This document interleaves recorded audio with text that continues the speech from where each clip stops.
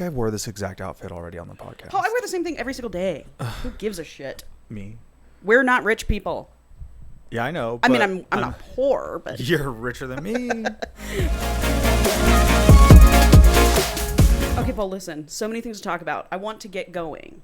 Can I crack this can? Crack it! Oh, yeah. Okay, first of all, I gotta get this off my chest because I wanted to call you this morning. Oh, what happened? What'd you do last night? Listen to what the fuck happened to me this morning. Oh, this morning. Okay? Walking around my house, barefoot, obviously. Did you step on something? Oh, Paul. Buckle the fuck no. up. Oh, God, I wasn't ready for I'm not telling gore. Maggie. She'll never come over. What was I up? sit on my toilet. Heard of it, yeah. Okay? Look at my toes. Look at my left toe right now. Your left or my left? I sit, this one, wiggling. I sit and I feel something under my toes. A mouse. Move. A mouse. I go, I scream. It scared the shit out of me. I went, ah! Lift up a 1-inch cockroach. Cockroach. This big. You live in that kind of place, my friend. I blacked out. I screamed, blacked out, thought I was going to go into cardiac arrest. Welcome to the city, bitch. Got off that toilet. You live in the city. Not only do you live in the city, you live in the downtown industrial part of the city. I said, how did by I get the river. in here? What do you mean? So, they're in the walls, dude. They're in the ground. They're on the floor. Freaking out. I'm panicking. Okay? Crawling on you at night when you're sleeping. Think about it. Yes. So I find a glass. I run to the kitchen. I find a glass. I put a glass over it. What are we doing? What are we doing here, PETA? Just fucking crush that bitch. So, and we gotta look this up, but I have heard on multiple occasions, if you kill a cockroach, More cum. it releases an pheromone and more come to collect its body. And now you've got 30 cockroaches instead of one cockroach. I don't know, dude. I think I've heard it on we're two past different. that point. I've heard it on two different podcasts. You know what? That could be totally right. I don't know anything about cockroaches. And that's the last thing I want is 30. You know, so I got it under a glass and I set my coin jar on because it's trying to get it's strong. Well, yeah. So I it has set to a be. coin jar on top of it so it can't get out.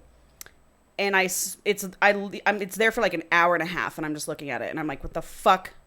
Like, it's so big. It's so big that like just sliding a piece of paper under it and taking it outside like a spider is like, I'll need like cardboard. You know? You got cardboard. You just moved. Well, I found this like cardstock Okay. thing in a piece of mail. Slide it under the glass. Oh, you're so It brave. gets out. It gets out? So I have to slam the cup Okay, down. okay. Shatter it's the now cup. cut in half. The cockroach is cut in half now. And I see it's moving. And I'm like, is it spraying pheromones right now? It's spraying pheromones. So whatever. I still get it. And of course it's not dead because it's a cockroach. Yeah. Can kill him. Yeah. Take it out the back to the alley. Come back in.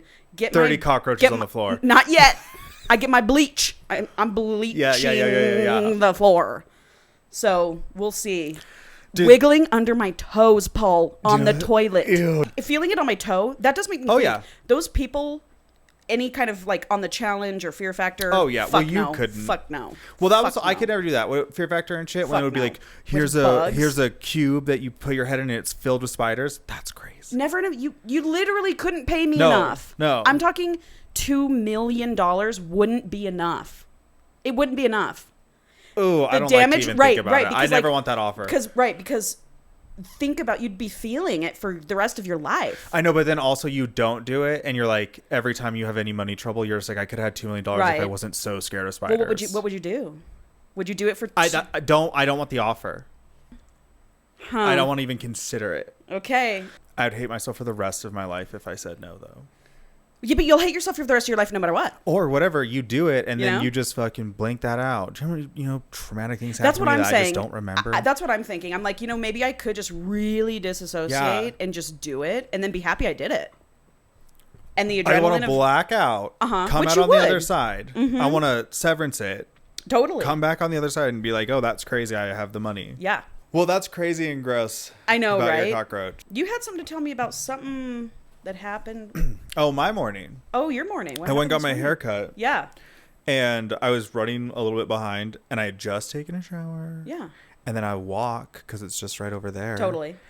And I'm late, so I'm fucking booking it. Uh-huh. And I get there. Uh-huh. Out of breath. Sweaty. Sweating. Oh, no. Like crazy. That's my nightmare. And then I like, since I was late, they were like right away, like, let's just get him in the chair. So I couldn't even like sit and like stop sweating. So I'm sitting in the chair, beads of sweat rolling down my face. That makes you sweat more. I know. And my hair was damp. Yeah. I looked like I had sweat so much my hair was damp, but I had just got out of the shower. And then there's like beads of sweat. And then I don't ever select the shampoo my hair because it's like extra. And I don't really like it when other people shampoo my hair at all. I think it's awkward. You're not a toucher. I would imagine you don't like that. I don't like that. I don't like the haircut experience in general. You don't want people touching you. I don't see you getting a massage. I don't see you. The dude just like turns the sink on and walks away. And I was like, what's about to happen right now? No words. We've exchanged. No, the only words were, how do you like your hair? And I say like, it could go down to a 1 on the sides. I want like an inch off the top. That's all I said. Those are the only words. He walks away for a while, comes back and is putting shampoo in my hair. While you're sitting up. While I'm sitting up. And I was just like, okay, so I guess I'm getting a shampoo now. And I was just like, it's because I'm so sweaty. Oh, for sure. That he was just like, I got to wash this dude's hair. Totally. And I was like, I swear to God, I'm damp from the shower. You're like feeling like you got to say something? Well, no, I didn't say anything. I was just like, okay. But you're like. I was like, this is weird and I hate it. Mm-hmm. And then it happened and then he cut my hair and then didn't charge me for the shampoo. And I was like, what the fuck, man? Nice. But still, you got to ask someone. You got to get consent. Be like, hey, can I like wash your hair? Yeah, this one time I was getting my hair done. It was back in like February of this year. And I had been running around. I didn't have time to wash my hair. So it had been like 2 or 3 days since I shampooed. Oh. Which is like not a weird thing for women to do. I mean, some women will go like literally 2 weeks. Oh, yeah. And I really didn't think it was that bad, but I was like, I get there. She's like, I insist. Because she's got to put the foils in, you know? So she takes like the smallest strands, like literally 6 hairs she will dye. Well, that's what she has to do. And put it on foil. And she's like every single strand of hair for like 2 hours, she has to take a blow dryer and blow dry it and try and like poof it up, get some of the oil gone before putting the stuff in and the foil in. Afterwards, hours later, she's like, wash your hair next time, you dirty bitch. Yeah, don't be on like day 2 or 3 next time you come in. I was like, noted, I knew that, I just didn't know. Oh my God. I'm so embarrassed. But why didn't you just wash your head beforehand? I don't know. I think the process of like washing it beforehand and then having to fully dry it before putting the chemicals on was probably take even longer. I don't know. I don't know. But it sounds like you had to blow dry every piece of your hair anyway. Yes. It was a thing. That's fucking funny. I would be so embarrassed. Oh, I was like, well, and then you just have to resign to it because you're going to be in the chair for 5 hours. For 5 hours. And I was like, let's go. I was like, sorry, Tara. I'm assuming we aren't allowed to talk about what happened last night. No, I don't know. I think we could talk about it. He doesn't listen to the podcast. Yes, he does. Every single one. He does. Yeah, I hear him every single time. Probably to see if we're talking about it. Well, yeah. I'm kidding, Taylor. I'm kidding. It's fine. Okay, we just went to dinner last night and there was a medical event. There was a medical event at dinner last night. With my boyfriend and we all thought he was going to die. And by the end of it, well, and then, okay, what's so funny about this? Let me set the scene for the listeners. First of all, like, I don't even know, a year ago? Yeah, almost, yeah, probably about a year. Longer, maybe like a year and a half. We went out to dinner, the 5 of us. Our like little friend group. It's the 2 couples, Maggie and Jake, Paul and Taylor, and me. And me. I'm always the 3rd wheel, the 5th wheel, or the 7th wheel. It's fine. It's fine. I am a good time, so I'm really not that worried about it. Anyway, and Maggie's boyfriend, Jake, we're having hot pot. And hot pot, when you put the thin meat in the water and you eat it, it can slip down your throat. And it did. And so Jake's choking to death. Yeah. And it was like terrifying. Like a movie. Like he's actually choking at dinner. And all of us froze. Yeah, he was going to die. Watched him choking to death. He swallows it somehow, miraculously, thank God. Yeah. But we were all like shaken up and on edge after, and then we laughed about it. Well, and it was like a spectacle. It was like he's standing up. Well, because he's choking to death. Oh yeah, I mean, rightfully so. Yeah, whatever. He did the right thing. Embarrassing. For sure, it's still embarrassing to choke and die, but in front of everybody. I wouldn't want to. I would sooner die than have someone give me the Heimlich. Oh, you know. I guess so. I'm leaving immediately. Oh, totally. Anyway, so that happened. And then cut to last night. Yeah. Taylor's having a medical emergency. Can't swallow. It's like choking, but not choking. He is turning blue. He did turn blue. He did turn purple. Did he? In the beginning when he was like when it was happening. Before when he was like got it out trying of to his throat. breathe. Yeah, you know? yeah. And so we're all just sitting there at the dinner table, just watching this happen. But I mean, this time we weren't like not reacting. We were like, are you okay? But I knew what was going on because it's happened in the past. So I was like, I know he's not choking. Like, he can breathe. He just can't. Get He's certainly food. breathing less. Yeah, I mean, obviously it's something crazy. Something's happening. Yes. It was terrifying. He looked like he was choking to death. Yeah. And so me and Maggie and Jake were like, are you okay? Yeah. It was terrifying, though. Yeah. We were scared shitless. Yeah, it was very scary. And then so we're like, okay, so great. Every time we go out to eat, someone almost dies. And then Jake spills his beer on the table. Yeah. The waitress couldn't get rid of us soon enough. I swear to God. I know, and I get it. I get it, too. I get it, too. So needless to say, we're never going back to Hop Alley in Denver. Yeah, sorry, Hop Alley. Oh my God. Yeah. I'm just scared for like what's next and who. Well, I know, because if we're going on rotation, it's one of the three of us, and I don't want it to be me. And I don't want it to be anyway. And I did want to mention this, by the way. What? No, I have not forgotten about Below Deck Med and what Okay, happens. I thought you would. Have I binged? No, I haven't had the chance. Well, now it won't even matter when we talk about it. But I'm going to. I just wanted to let you know I'm bringing it back up. Yeah. Anyway, so I do want to tell you something exciting. What's that? We have an educational episode this week. Educational? Mm-hmm. I did this very much on purpose, this whole thing. Game over. Game over. Okay. Yeah. Your plane crash. I was just like, I couldn't which even was remember. So exciting. I mean, yeah, that plane crash where she fucking orchestrated, which I think, like I said, might have been my favorite guest of yours of all time. But this is more of an educational episode. And I just want you to, like, feel free to just, like, ask me anything. What is about to happen? Like, get into it. Because we're going to, I'm going to. Is this like a self-help book? No. Okay. No. It is what you knee-jerk reaction thought it would have been. Yes. A gamer girl. A gamer girl. But this is a full-blown Omegaverse book. We're doing a fully loaded Omegaverse book. Up. And I've got things to talk to you about. And I just want you to, like, and it's good. I've got pause breaks in my notes here. Okay, explain scent matching to Paul. Explain slick to Paul. So. Okay. Yeah. Wow. So this can be a fun one. It's finally happened. I said, fuck it. I'm so glad you did. Me too. And this is a really fun, lighthearted, easygoing one. So we can focus more on what Omegaverse is for you and our listeners. This is exciting. So I'm happy to be doing this. I can tell. I'm very excited. And I think you're going to enjoy it. These are the hits. We've been doing the hits lately. Yeah, I think you're going to enjoy it. So the book we're reading is called Game Over, A Naughty Gamer Omegaverse. Oh, that's why you couldn't tell me that. K-N-O-T-T-Y. Yep. Naughty. For all our listeners, whenever you hear the word knot today, we're talking about K-N-O-T. It's a knot on someone's penis. And it's very punny. Omegaverses are Love a pun. Yeah. So that's the book that we're doing. I'm thrilled. I'm thrilled too. I need this after last night. Totally. Oh, I forgot I had to read. Yeah, I know. I'm sorry. It says, I never wanted an alpha until I met him. ... Okay. And then you can start reading. I never wanted an alpha until I met him. Jess is the perfect boyfriend. Wait, Jesse? Jesse is the perfect boyfriend. Smart, caring, stupidly charming, and my diamond rank duo partner in the competitive shooter RPG that we have to thank for our relationship. This is crazy. The connections, the synergy. Me and Maggie just started playing a shooter RPG together. Oh, and this game is definitely the lore. Whatever we're playing? We're playing Valorant. Like a couple of losers. Just kidding. Whatever. Don't cover me, Valorant Academy. Valorant, like, community. The catch? He's a beta, and not having an alpha has made my heats worse for months. I'm barely avoiding the awkward reality when Jesse introduces me to his best friend, Charlie Alpha Bravo, who a year before got me through my toughest heat yet, and I've been trying to forget about ever since. How do you tell your beta boyfriend that their alpha best friend took your virginity? How? Especially when one look at him jumpstarts your heat in the middle of the mall. This is going to be fun, dude. It's amazing. How is this not furry? Oh, this was a 7-star read for me.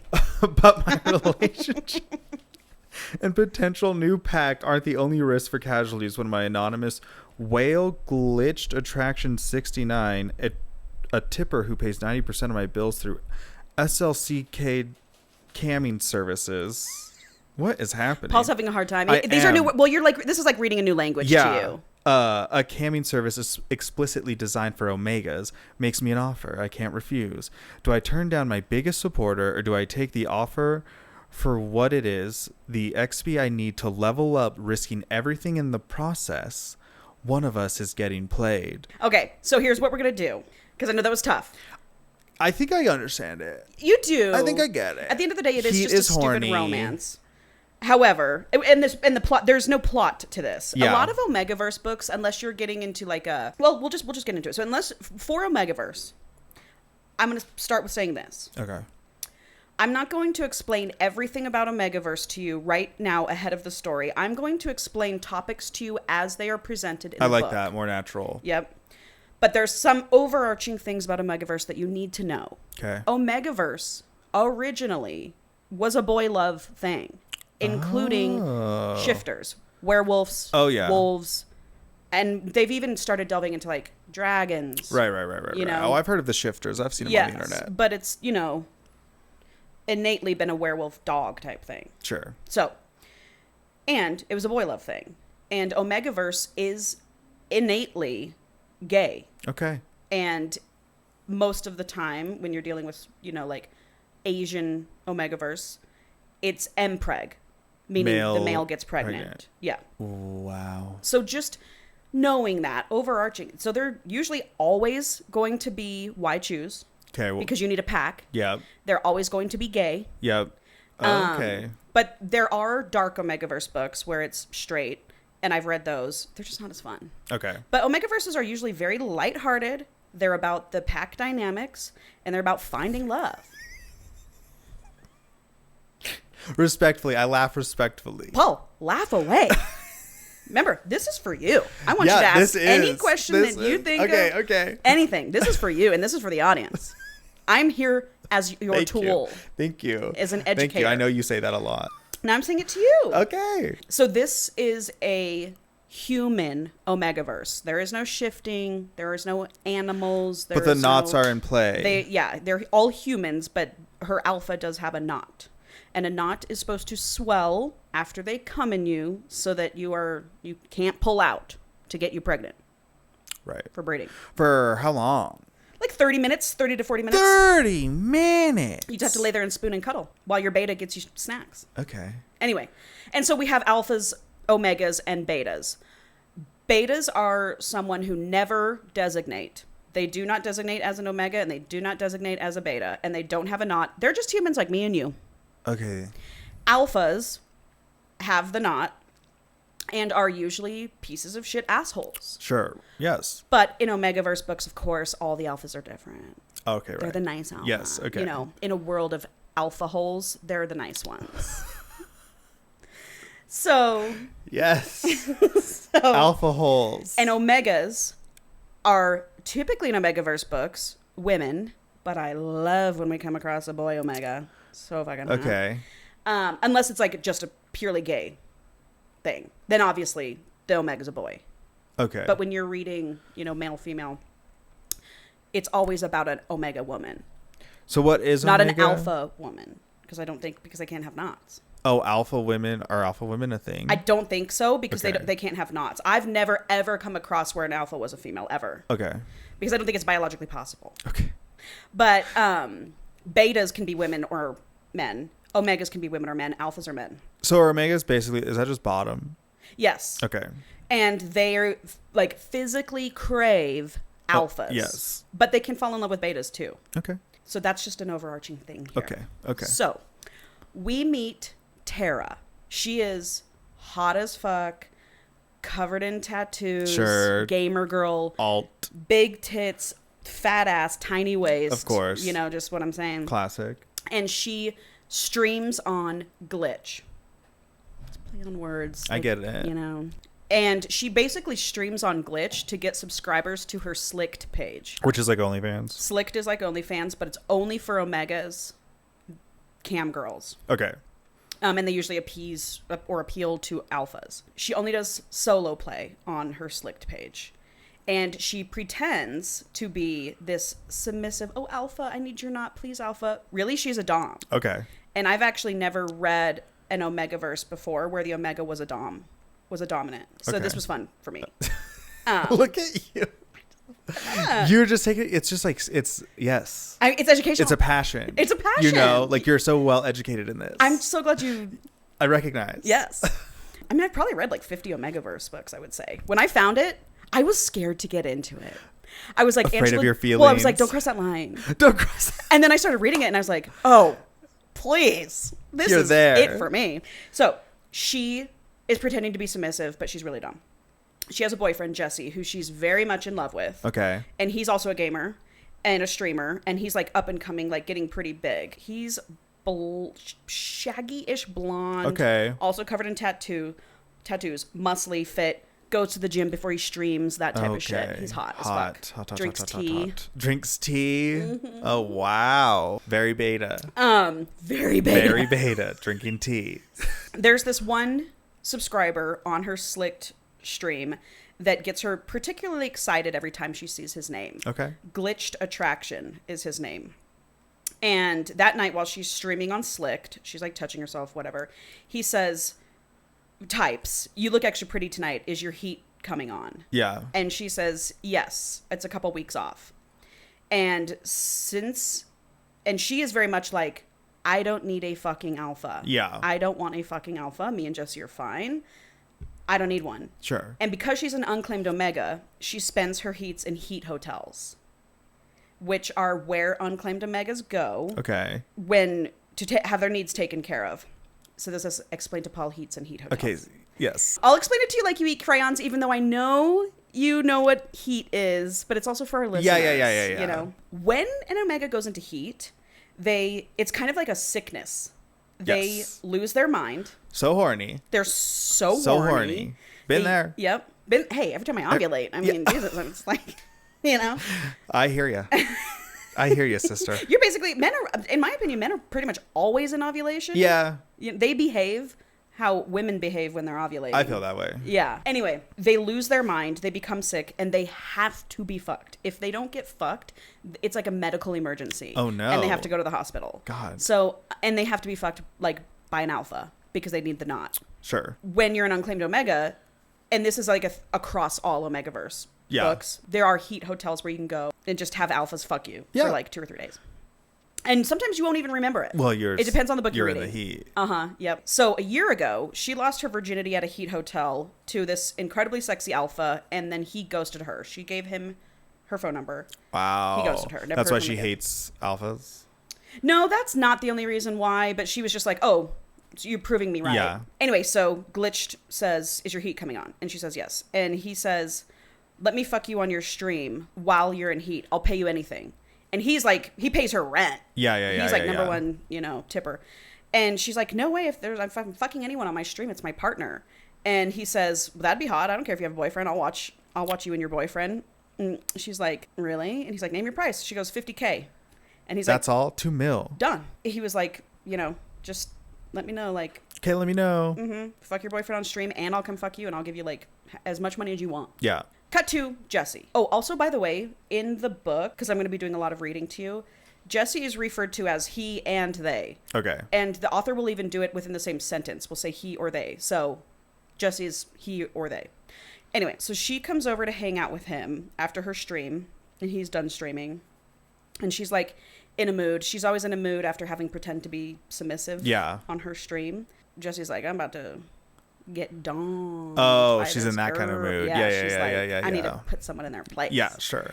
And so we get her and Jesse's first sex scene, and she like calls him puppy, and he calls her mistress, and he's like, oh, I just love my big bad Omega, all this stuff. Yeah. He loves being dominated by her. Anyway, after they're done, he was like, I'd like for you to meet my best friend, Charlie. Like, you and I are getting serious, and he's moving back to town in a couple weeks. Great, I'll meet your best friend. Yeah, whatever. Meet your best friend. How long have they been dating? They've been dating about 6.5, 7 months. Jesse says, but is that too close to your heat?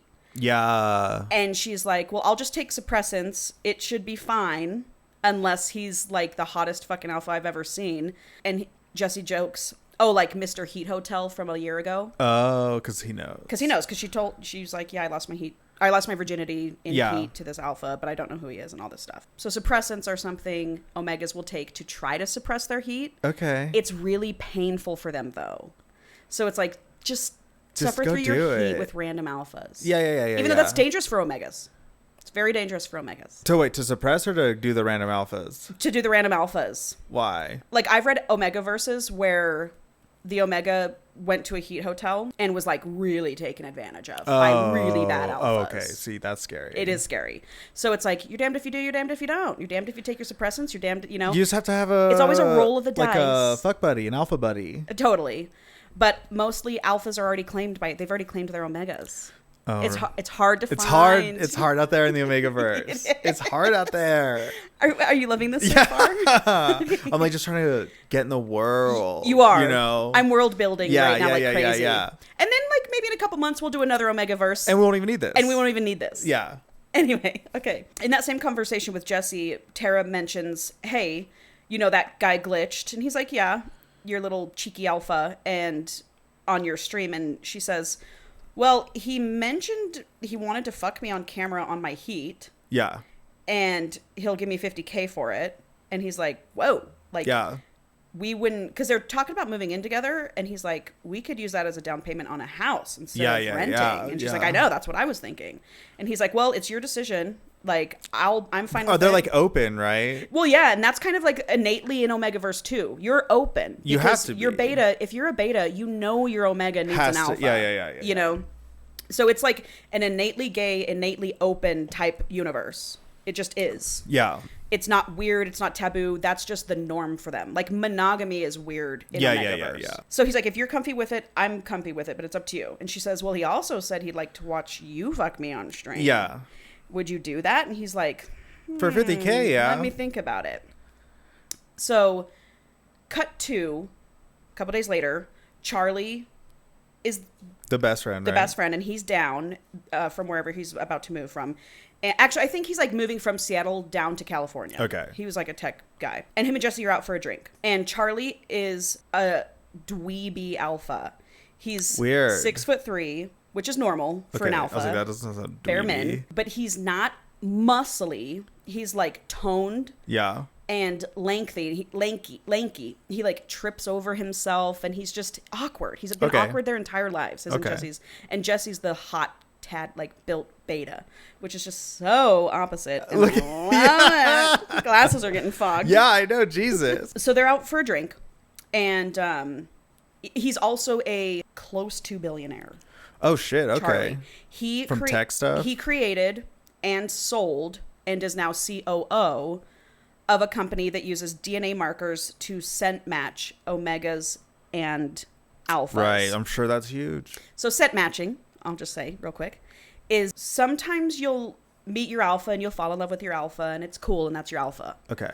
But sometimes when you scent match with your alpha, that is like you have found your twin flame. Oh, okay. And so he's created this like, you know, really lucrative company that scent matches people. What do you like send your scents in? It's like a 23andMe type thing. Isn't that like a real thing? To find a... In our world? To find a mate? Yeah. To find a mate? I've heard of it. If that's a real thing in our world, I will do that. All right, we'll look it up. Okay. And get you on that. Scent match me? Like they send you scents. Okay. And if you like them, then they match you with the person. But you just talk about cologne. No. Pheromones? I think so. Okay, well, I'm into that. I heard about that on the internet. But it could be fake. I don't think that's real. I think we'll find out. Okay, we'll find out. Anyway, another thing in Omegaverse, like a huge thing, is they all have very specific scents and smells. Well, of course. But, you know, like in romance novels, they'll be like, he smelled like whiskey and leather. No, yeah, but it's like... And here, it's different. And it's always like very appealing things. So, for example, Charlie smells like blueberry pancakes. Okay. And like thick maple syrup. Okay. Jesse smells like lemon and citrus. And Tara smells like cherries and limes. So she always calls Jesse Lemon Drop. Anyway, so now we know their scents. Cut back to Charlie and Jesse in the bar. Charlie first realized he was in love with Jesse when they were in middle school. Oh, Charlie. They've known each other for like 22 years or some shit. They're in their mid-20s. And he's been in love with Jesse his whole life. And he's never told Jesse. And he doesn't date because no one compares to Jesse. Oh, wow. Except for a year ago when he met a sexy Omega in a heat hotel. Obviously. Right. So Jesse's talking about how amazing his new girlfriend Tara is. Perfect. And Charlie, of course, is like, I wish he would talk to me about me. I bet he does. You know. But he just wants Jesse to be happy, so he's happy for his love of his life. Yeah. And then Jesse's like, she does porn. And he's obviously the guy that's offering the money. 100%. I clocked that. He's a billionaire. Yeah, like whatever. Yeah, clocked it within the first 2 minutes. Obviously, he was like, she wants me to fuck her on stream, and Charlie's like, well, do you want to do that? And he's like, well, wouldn't you? And shows him a picture of Tara, and it all connects. Well, a little bit. No, okay. A little bit. He realizes it was, yeah, the woman whose virginity he took a year ago, but he doesn't say anything to Jesse. He's not like, oh, I fucked your Omega. He just doesn't say anything. But is he like, I'm also the cam guy? Mm-mm. But he realizes he is because he knows he is. How long has he been watching her though, Paul? The whole time, ever since he took her virginity. Uh-huh. Yeah. So there's deceit on both ends here. It'll come together. Okay. He's just like, yeah, and then Jesse's like, I really want you to meet her. Like, you're the most important people in my life, whatever. Blah, blah, blah. So, cut to meeting day. Tara and Charlie are going to meet each other. Okay. So Jesse takes her to a barcade, like one up. Sure. So this is from Tara's perspective. Jesse, a deep husky voice called, making my head turn. Charlie! I smelled him before I saw him. Decadently buttery with a heavy wash of sweet fruitiness. Blueberry pie. Deliciously heady and too strong in my sensitive nose. A whine tried to claw its way out of my throat, thighs pressing together as my body placed the scent before my mind. Hindbrain pushing to the front in a demand. Hindbrain? Paul, the smut we're going to read in this, by the way, is going to get you going. Familiar dark chocolatey eyes met mine, his strong jawline half obscured as Jesse pulled the alpha into a hug. I would have recognized him anywhere. The alpha that haunted my deepest, most secret fantasies for the last year. The one who'd taken my virginity and my number only to ghost me. Mm. So that's when she realizes. So Jesse introduces them. Obviously, they're being weird. Yeah. He's like, I'm sensing some sort of familiarity between these two. But he goes and gets some drinks and comes back to skee ball, whatever. They're all playing. Very beta. Yep, very. I'll go get you guys drinks. Yeah. And so he's catching him staring at her ass and stuff and being oddly confident. And he's like, I don't know this Charlie. I've never seen Charlie be this way with women ever. But he likes it a little bit. He's like, because I was gonna say, has he never Jesse's never thought about Charlie that way? It's a by awakening. Okay. For him. Sure. And of course, later in the book, he's like, well, I guess I wasn't not checking him out my whole life. Okay. Whatever. But he's also a little jealous. So it's he likes it, but he's also stay the fuck away from my girlfriend. The pack. Yes. Dynamics, like you said. Anyway, cut to, they're in a room and they've been playing VR. Sure. What is this? Oh, I put all my side notes are color coded. Oh, okay. Damn. The work was put in. I know, but I'm passionate about it. I know you are passionate about it. Now, side note. I'm going to go very in depth here for the next few chapters. Okay. Because it's our first ever Omegaverse. So buckle up because it's going to be a crash course. Okay. Well, actually, let me set up. Love that. Thank you. So they get disoriented while playing VR. And of course, Tara ends up in Charlie's arms. Mm-hmm. Her ass to his front. Tails all the time. And they take their headsets off. Yeah. And just start going at it. This is from Charlie's perspective. Are you both okay? Jesse asked, scrubbing a hand through his hair to loosen his curls. You hit him really hard. The beta made a move to catch Tara's arm, aiming to help her out of my hold, but my hand shot out to smack his fingers away instinctively, keeping my Omega pulled firmly against my chest. The beta. Yeah. Tara whined, which is a of course, it's like an involuntary thing that happens. Of course. Tara whined, a thin, needy noise that set every one of my nerves endings on fire with the need to fix whatever was ailing her. I can't look at you. Don't look at me. What, Paul? Tell me. It's just so good. It is. This is because one of my guilty pleasures is watching the furry VR trolling videos. Totally. And I know it's mean. It's like making fun of them. But it's so Whatever, funny. Paul, It's funny. so funny. And they're like so serious. Totally. And it's like so good. Paul, I've seen those this videos. This is what this is. I've this seen is those videos and it's amazing. They're so funny. Yeah. So that's how I feel about this. Okay, ready? Tara Wine. Tara Wine. Tara Wine. On fire with the need to fix what was ailing. Paul, stop! Okay, I'm locked in. Baby girl, I asked. Baby girl. Sorry. Piss me off, Paul. We got a long way I know, to go. and you're so passionate. I'm scared. No, I love this. Okay. Baby girl, I asked, letting my voice take on that firm, assertive quality I'd used at the Omega Lust, which is the name of the Heat Hotel. What's wrong?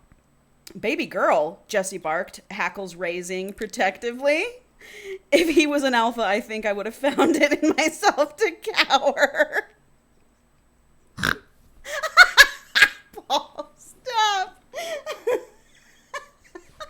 Was it the hackles rising? Yeah, man. If he was an alpha, I'd be... Charlie, put my goddamn girlfriend down. It's too hot, Tara whimpered, struggling in my hold as she moved to try and work her dress off. Fuck, is there no AC in here? Physically, we're fine, I said, my voice clipped as I brought Tara's hands away from where she was battling her zipper. But I think Tara's gone into heat. Oh, my God.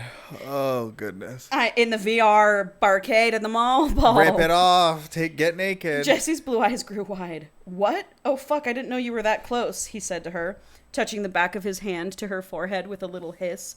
Okay, we need to get her to Omega's lust. No, she all but sobbed, wrapping her arms around my neck to cling to me, face pressed into my throat for a deep inhale of my scent gland. Yes. Yeah. Yeah, Paul. And this is me. Yeah, dude. This is into it. It's, yes. My hand ran over her hair instinctively as my own pheromones became stronger. A rattling, unpracticed purr breaking from me like a faulty motor as I tried to calm her a little. Who said that? That's what Charlie said? Alpha. Okay. Sorry. Thank you. No, Jesse said. What do we do then? What's your... friend's gonna have to heat fuck plan, me. Sweetie. He shifted on his feet, eyeing the two of us in confusion. I could tell he was uncomfortable, but there was nothing to be done. The reality was that Tara was in heat, and I'd be 6 feet under before I left her side. Let's get her to the car. We can take her home, I said, uncertainty coiling in my stomach as I inserted myself into the middle of things. I think if anyone else tried to get close to her in this state, I would have snapped at them. But this was Jesse, and I couldn't do that to him. Even if the urge to growl at him was still there. I wish everybody could see Paul's face. He's living for this. This is incredible. I'm so happy you're happy. These nerds. Tara took a few deep breaths as if she was trying to clear her heat hormone-soaked mind. I want Charlie to come, she managed to say, and I know he wants to. Not that she needed to. Tara ground down in my lap to illustrate her point. I was so fucking hard it was a wonder that the button didn't pop off my jeans. Why don't we just take her to her house, I suggested, trying to manage the tense situation as practically as possible. She'll need her nest and we can figure out a plan there. What's her nest? So, Omega's, it's usually just like a 12-foot circular mattress with like 500 pillows where you get fucked on your heat. Good, like a dog bed. Uh-huh. Yeah. Yeah. So she's clinging to him and he carries her outside and tries to put her in the passenger seat. And she's like, no. So Charlie and Tara are sitting in the back seat of a truck. She's just like grinding on him. And Jesse's driving to her house. Beta cup. One of those classic situations that you find yourself in. Classic. And I'm not holding back here, Paul. I don't want you to. Tara is perfuming all over the place. And so that's when your female pheromones, when you're in heat, you're just perfuming. Yes. Alphas do the same thing. Like they will, whatever. So it's just stanky back there. Well, it's stinky like blueberry pancakes and cherries and limes because that's their scents. Yeah. So it's like a little fruit salad. Fruit salad. In her house, they get in there. She moves over to Jesse and she's like, please go get my nest ready or whatever. And then just like makes out with him and gropes him. And now Charlie's just kind of standing there watching like, what do I do? Jesse's like, well, what do you want to do with him? She's like, just bring him in my room. Yeah, I he's just gonna, need to what do you mean smell he has him. to fuck me? I just need to smell him. No, liar. Uh-huh. So they all go into her room. And I'm going to read this to you. I believe this is still from... Yeah, this is still from Charlie's perspective. Dude, Charlie's about to owe her $50K. Oh, for sure. Jessie wasn't coming close to putting a damper on the consuming, oppressive weight of her heat-fueled need. Right. Her scent so thick and heavy, it could have been cut with a knife. But Jessie wasn't built to react to that the way I was. Right. Staying calm and collected as I fought the disastrous urge to rut into her for hours. Right. And rutting Omegas go into just... heat, alphas go into rut. Ah. But they don't always happen at the same time. And when they do, it's not great. Oh, because it's like... Two fucking people who have no mind at all. But sometimes a Omega being in heat can turn an alpha into rut. I was nothing but a good little toy made for her pleasure after all. If she wanted to use me as a warm alpha-sized dildo while she kissed her boyfriend, I sure as shit wasn't gonna object. Just like in Omega's lust, it was about what Tara needed. That came first, would always come first. Hey, baby, Jessie says, cupping her face in his hands to interrupt her fervent kissing. We'll go right in, but where do you want him? Okay, I already told you that. Yeah. No matter what she'd asked for, I would do it, be it, if it meant I got to be close to Tara again, and close to Jessie. Yeah. He looked a bit uneasy. It was obvious they hadn't been with her during a heat before, and that they didn't know how to handle it. Offering to drop her off at Omega's lust, it would have read like a rejection to Tara, especially with her alpha right here, ready to take care of her. How was he to know that that was her alpha? Oh, no one knows, but he's claiming it. Wow. Yep. So they're in her room now. And he's sitting in her gamer chair. Okay. While Jessie and Tara are on this big bed. And he's like, well, I guess I'm sitting in the cuck chair now, and I ain't mad at it. Yeah. And Jessie's like, turn around, weirdo. So Charlie turns around in the chair and is like facing her monitor setup. But the monitors are off. You can see. Uh-huh. And it's not like it's like a glass topped monitor. Yeah. So he can't actually see the reflection. And he's just like watching Jessie get naked, and he's like, fuck yes. Of course he is. And then they start fucking. And then after a while, like it's a long thing. After a while, she goes, God, he smells so good. It makes me want to ... And then she comes all over the place. Oh. And Charlie's obviously like white knuckling the thing, fighting his alpha instincts. Yes. He's like, but I won't do it without an invitation. I'm not that kind of an alpha. This is out of control. Oh, I already said this to you earlier, but when they're in heat, they need to have orgasm after orgasm or after orgasm, otherwise it's painful. Right. And betas just don't have the stamina. No, to how do could that. they? They're just a regular man. Right. He can hear Jessie like come, but he's like, well, she needs more. I know she needs more. Yeah. This can't be enough for her. And she keeps whining and saying how hot her skin is and she's getting overheated and all this stuff. And begging for more, but Jessie just can't go again. He lets out an involuntary growl. Charlie. And like turns around and it's like beating sweat. Okay. And they like, when he lets the growl out, like they both look at him and they're like, oh no. What? An alpha. Oh, and then I put here, explain alpha barks. Alpha barks are when...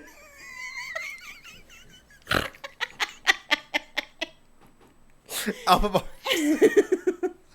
What is an alpha bark? Do you want to take a guess? I think it's when an alpha barks.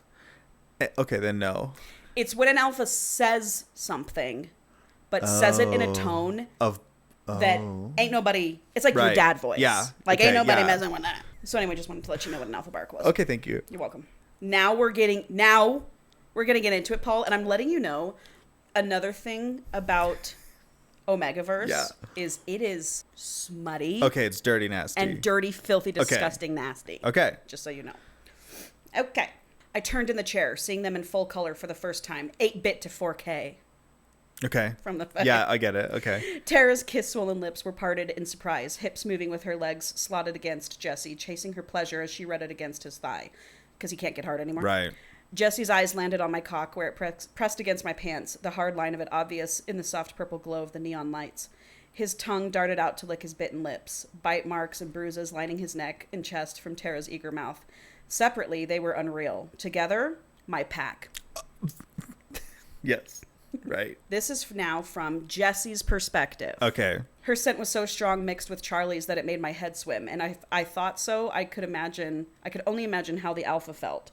Privately, I felt a flicker of smug satisfaction that Charlie was banished to the cuck chair, forced to watch me take care of my Omega, while his big dumb alpha ass just needed to sit still and look pretty.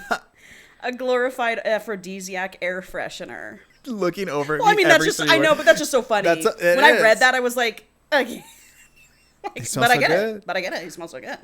This wasn't how I expected the day to go. Tara had been so sure that her heat was far away enough that even though Charlie was an alpha, his proximity to her shouldn't have been an issue. Unless, I mean, what were the fucking karmic chances that my best friend was my girlfriend's scent match, her mate? What are the chances? So Jesse gets hard again and kind of starts again, but he's watching Charlie now, like, just giving him eye contact. Yeah. And they're just staring at each other. Now it's like a whole fucking thing. Okay. Such a good puppy for me, Tara purred in my ears, her words slurring together in a rush between panting breaths.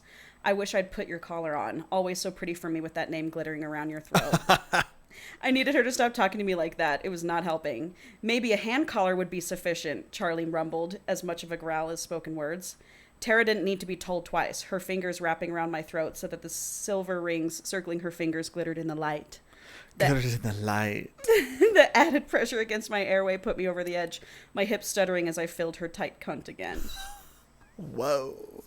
But Tara was relentless, continuing to ride me like her life depended on it. There was no way I was going to be able to do this alone. So finally, she's like, please let me have him. Yeah. And Jesse's like, okay, fine. Fine. Because they go on forever. Well, they have to. So she's now, in heat. For sure, right. And this is the only heat we get in the book, too. So it's really? like 5 or 6 chapters. Oh, shit. So this is from Tara's perspective. Charlie didn't waste any time ripping the condom open and rolling it onto his cock while Jesse toyed with my nipples, leaning close to suck at the side of my neck. You want that big... The look on your Well, it's just funny because I'm like, I can't remember what I highlight all the time. Let's fucking say it. You want that big, stupid alpha's knot sweetness? They asked, tugging my earlobe with their teeth sharply. Need a big man to fuck you and fill you, breed you until you're so stuffed with cum you're leaking around his knot? I panted, loving this newer, more vindictive side of the careful, mild beta I'd come to adore. Yes, please, I half whispered, half moaned. Charlie stroked his cock, his large purplish knot already beginning to swell as he lined himself up with my overly slick entrance. Also, I wanted to explain slick to you. Okay. I'm sure you can understand what slick is, but slick is for both omegas, whether you're a man or a woman. Yeah. And it just leaks out of you, so you're primed and ready to go. Right. So I've read a lot of, like, gay omega. That have butt lube. Butt lube. And I'm not gonna lie, I think it gets me going. I mean, that would be great. Yeah. Anyway, so her slick, it like pools. Anyway. Yeah, you would like that. Beg for me, he murmured, a little awkwardly, like the words weren't quite what he wanted to say. He rubbed the head of his cock over my clit, making me jerk and gasp, the crushing need to have something filling me, making tears prick at my eyes. Alpha, I need you. I need you so bad. Please fuck me. Please don't make me wait. Just like her Cam right. personality. Uh-huh. He says, God, you look so good taking my cock. Even better sat in the lap of your beta. He looks like he could use your help, baby girl. Charlie, talking about Jesse, had irritation boiling in my blood. Why the fuck was this stupid alpha talking about my beta while he was fucking me? But the thought was fleeting, and he was right. Jesse's cock was hard and weeping again, ready for another round of attention. I turned my face to their length and took it in my mouth. As far as I could. He grabbed my hair, scooping it out of my face like they usually did, but instead of simply keeping it out of my face, this time they were more demanding, using the leverage to fuck my mouth. Charlie fucked me hard, his hand joining Jesse's on the back of my head to force me down onto my beta. God, I loved being treated roughly. It says. It says. You says. Are you loving this? Yes, this is hilarious. They forced me to bob along Jesse, taking Charlie's punishing thrusts with little whimpers and gasps, drool pooling at the corners of my mouth and slipping beyond my lips as the two of them continued their push and pull. More, Charlie urged quietly, whether to me or to Jesse I had no idea. Little more than along for the ride as they used my body, fulfilling every needy want as it surfaced.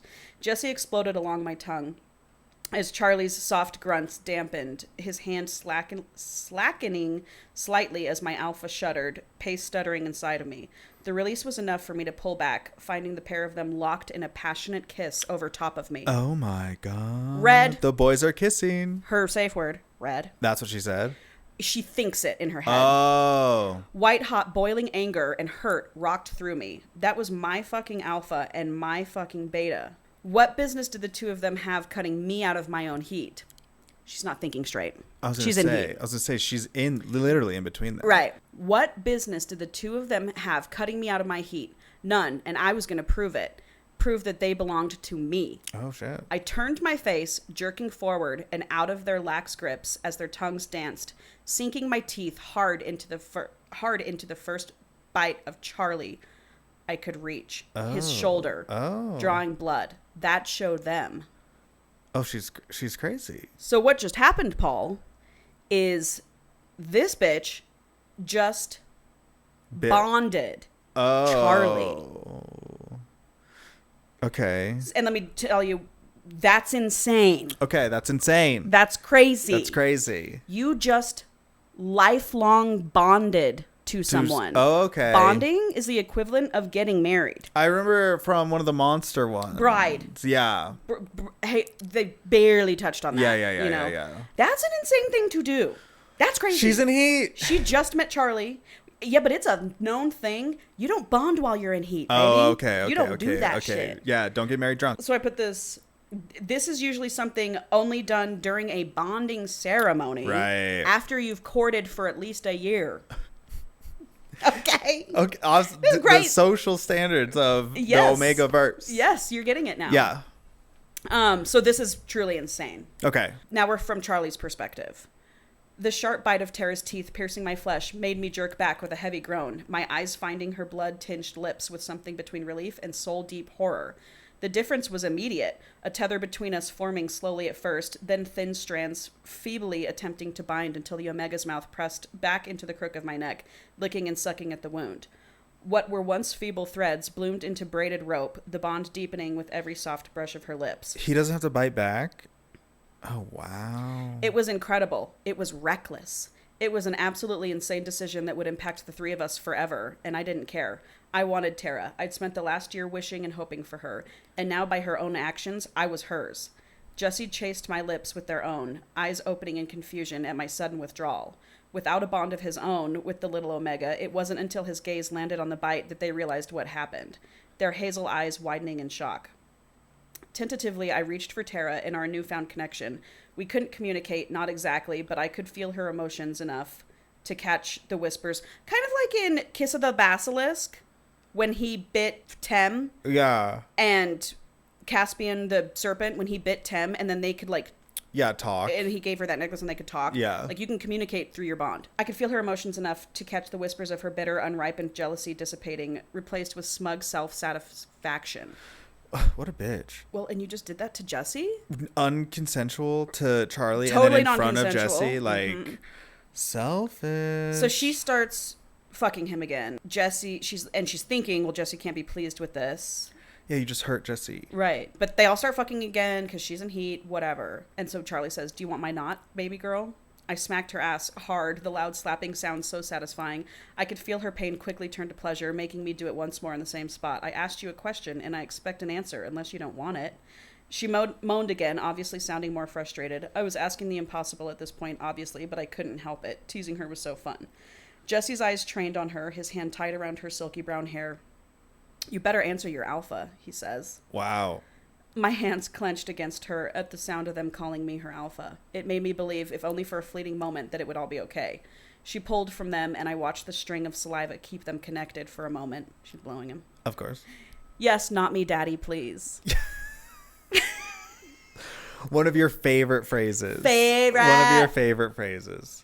Good fucking girl, I alpha barked before thrusting into her so hard she fell back on Jesse's waiting cock. See, now you know what it is. Yeah, see, educational. Yep. The next Omegaverse is going to be fun. Oh, yeah. I mean, this is hilarious. Yeah. I mean, this is fun. It is fun. It's fun. It's not hilarious. I'm not talking down on it. No, it is hilarious. Okay, it is hilarious. It's fucking hilarious. Are you kidding me? It's hilarious. Yeah. I started working my knot into her, pushing it slowly around her tight hole. Her slick helped a lot, but there was no ignoring it was work to get it in there. It didn't help that she was so fucking tight. Or maybe this was normal for Omegas. I'd never knotted anyone before. He did not her the He knotted last her. time? He knotted her, but that was it. Okay. Never before, never after. It didn't take long, though, before she was fully wrapped around me and I was in heaven. Knotting my Omega for the first time was nothing short of paradise, and I was sure I was going to use the rest of my life to prove to her she made the right choice. Then he says... Okay. Fuck. I'm going to breed you so good, baby girl. There's no way you're not going to be pregnant after this. Right. Except for, isn't he wearing a condom? Yeah, okay. Yeah. Nice try. I know. It's like, all right. Yeah. The sound she made was so lewd, and I could tell it vibrated Jesse's cock in a way that made him crazy. Their eyes rolled to the back of their head, their grip tightening on her as they thrust forward. Gonna keep you knotted all night to make sure it sticks. You'll smell like us, and no shower will rid you of us. They'll be able to smell it through your stream. I'm coming, she says. Fuck, I barked, coming deep in her cunt. Maybe he ripped the condom off. They might have ripped the condom off. Oh, God. Jesse pulled out and took himself in his hand, holding her up by her hair and coming all over her face. I was surprised after all of that earlier he was able to come this much, but it coated her in the hottest way, dripping down her chin and over her cheeks. Tara's contentment made its way down the bond, telling me the heat was at least subsiding for now. It was odd. I'd heard people explain bonds to me, but I don't think it truly sank in until now. So that is what happened. That's a mess. That's a mess. It's a mess, dude. That's crazy. I've never read that. I was like, damn, bitch. Yeah. Okay. That's a mess. So the next morning, Charlie wakes up and there's like a fresh glass of ice water for him there. They're both gone, Jesse and Tara. Okay. So he gets up, goes to the kitchen, and they're in there. And they're being cute. They're being lovey-dovey. She's all smiles. He's all smiles. But then Jesse... I don't think so. But then Jesse... I know. Like, if I'm Jesse... I'm mad. I'm like... I'm sad. I'm hurt. I'm hurt. Super hurt. Super hurt. Like, you haven't bonded me, and you just met him but yesterday? so she can bond a beta? So, I was going to explain this later, but I'll just explain it now. You can bond with betas in some books. Some authors are like, no, you fucking can't. Okay. But some authors say you can. However, it's nowhere near as strong as the bond as the Omega and the Alpha. Yeah. Like, the beta will still be able to feel things, but it'll be very... Yeah. It'll be a lot less, and they can't communicate through it. Okay. But here's the deal. Jesse, at this point, does not know that she lost her virginity to him a year ago. Yeah. She does not know that he's her secret donor. Yeah. And none of them know that he knows all of them and has for a year and kind of has orchestrated this thing. But did he orchestrate them getting together? Not them getting together. Were they together when she lost her virginity? No. Okay. So it is wild. He is kind of playing on like, wow, what a coincidence. That's what I'm saying. I'm like, what are we mad at him for? For sure. But he is just, I mean, it's like, just fucking say it. Well, yeah. You know. But I feel like him and her are being deceitful to Jesse. They're being deceitful to Jesse. And then he's being deceitful to her by not saying he's the tipper. Yeah. But I would be like, that's also just a coincidence. Which he lets go on. He did coincidentally find her, but it was like a month after her losing her virginity. And she was like he should have just been like, hey, whatever. Yeah, I mean, I guess so. Because he ghosted her. Yeah, he ghosted her. You're following along. I'm loving All right. this. So, anyway, then Jesse sees Charlie walk into the kitchen. He's like, all mad. Pissed. She sits them all down and she's like, well, that happened. Yeah, bitch. To Charlie. Well, because of you. Right. Like, don't that happened. sit down and say that happened. Well, don't say, well, that happened. Yeah, you mean like, you're my wife now? Yeah. Be like, I was out of my mind. She goes, we're mates now. We're bonded. Yeah, I know. Everyone change. here knows that. Right.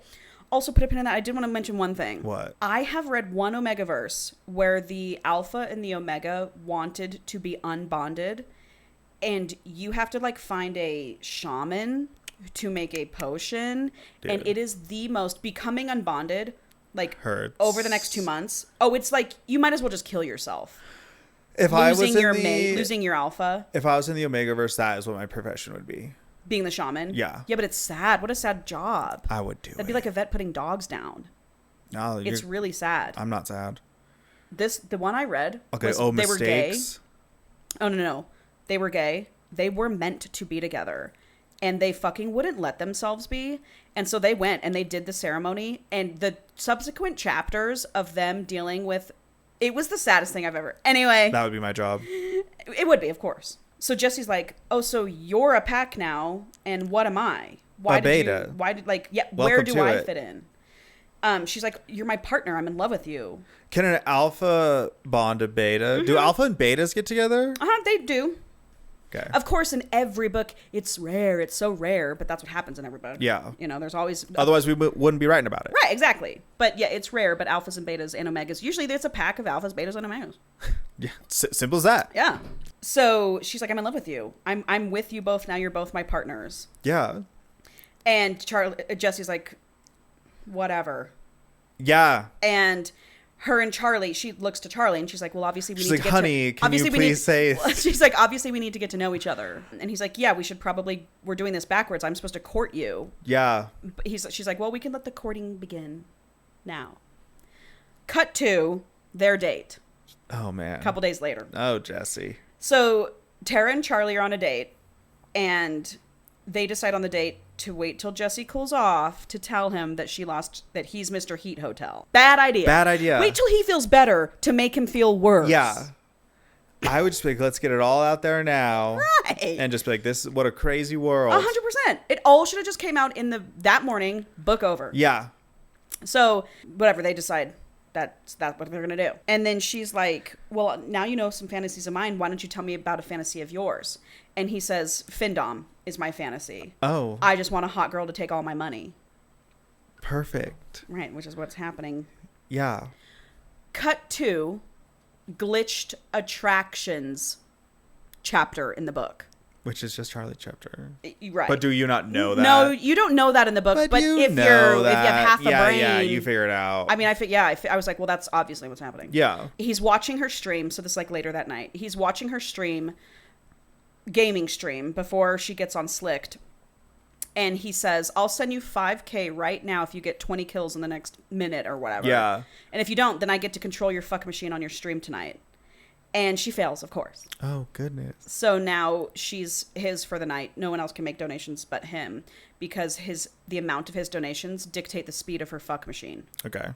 So he tells her to like strap her wand to her clit, get her fuck machine, and he's doing this whole edge thing. And I'm not going to read any of that smut because we just read so much. Yeah. Omegaverse books are pretty much just all smut. Yeah, they're porn books. They're porn books. Erotica. So finally, by the end of it, he has donated thousands. Sure. Probably like $8,000. And yeah. she has squirted all over her setup. Oh, well, she needs a new setup. So he sends her a private message and says, after they're done streaming, and he says, I'll pay for a whole new setup. Just tell me what you need. She's like, here's the brand of the PC I need. Here's like all this. Wow. The keyboards I need. And he says, well, I also want you to get yourself something special. And while you're at it, I want you to get something special for your boyfriend too. Oh. No limit. Just call me when you're at the store. I'll call in and pay. I don't care how much it is. After that stream, Charlie texts her and he's like, oh, I could feel your pleasure through our bond. Like it made me get off. And I watched. Right. And I watched. And I was actually doing it. Right. No biggie. Uh-huh. And she's like, well, why don't you watch my stream sometime instead of just feeling the pleasure? And he's like, nah, I prefer the real thing. Meanwhile. Weirdo. I know. Weird. Now it's weird. Well, now you're lying. Yeah. Meanwhile, in the background, Jesse is coming around less. It's been like a week and a half. I bet he is. Yeah. And she's trying to make him feel okay about everything, but, you know. I don't like that. I'd be pissed off, too. I think Jesse should leave. Yeah. Go find a nice beta girl. I know, but she's so hot. And a dom. It's like, how do you give that up? Oh, what? Dime a dozen. For sure. You find another one of those. Finding female doms is hard. Nah. Well, Not my problem. Right, not your problem. Okay, so cut to a couple days later, Charlie and Tara are in the mall spending Glitch's money. Charlie and Tara. And Tara. Okay, Charlie. So he's spending his own weird. money. This is getting weird. Uh-huh. So they go to this jewelry store, and she's just like, I want that. She finds like this like diamond encrusted collar that she puts on, like tries on. And then after she tries it on, Charlie gets a phone call from Jesse and is like, I'm going to step out and talk to Jesse. You keep doing whatever. Yeah. The lady's like, oh, that's a $7,000 collar. And it's one of those things, once you put it on, you can't take it off. And she's like, well, I wish I would have known that. Yeah. But she's like, whatever, I want those earrings. I'll take this. I want these cufflinks. And it ends up being like $12,000. Wow. And so she texts Glitch and is like, oh, it's $12,000. And he texts back, oh, I was hoping for more, kitten. I'll call the store right now. Calls the store all while he's out in the hall. So I'm like, obviously. Not talking to Jesse. Yeah. Anyway, so they buy all this jewelry. Cut to, they're at lunch. I'm picturing the food court at the Citadel Mall in Colorado That is exactly what I was Springs. thinking. That's fucking crazy, dude. That is exactly what I was thinking. Well, because it's quintessential food It court. It's classic. It could And be by mall the way, anywhere. Well, and you know what? It's like all these fucking malls nowadays. I'm just going to get on this. I don't even care. That's fine. No food court.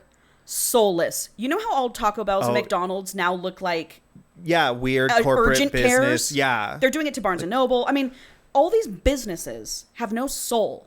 When you used to go to a food court and Panda there were Express, just fountains. fountains. Oh, fountains, plants, yes. That's what I'm thinking of right now. Steps, found plants. Like, you've got different levels. Yeah. Like, you're having a nice... It was a place to hang. The ambiance is calming. Yeah. It's relaxing. The noise. You're having a good time. Now, you're just like in this soulless... I haven't been to a mall in so long. It's just terrible. The most I ever go to a mall now is to go to the movie theater. When we go to the movies, yeah. And it is parking garage, movie theater, parking garage. Yes. That is my trip to the mall. I'm just like, can we go back to life when it was enjoyable a little bit? Yeah. Why would you not want a fountain and some fucking plants? I know. Like, why would you not want that?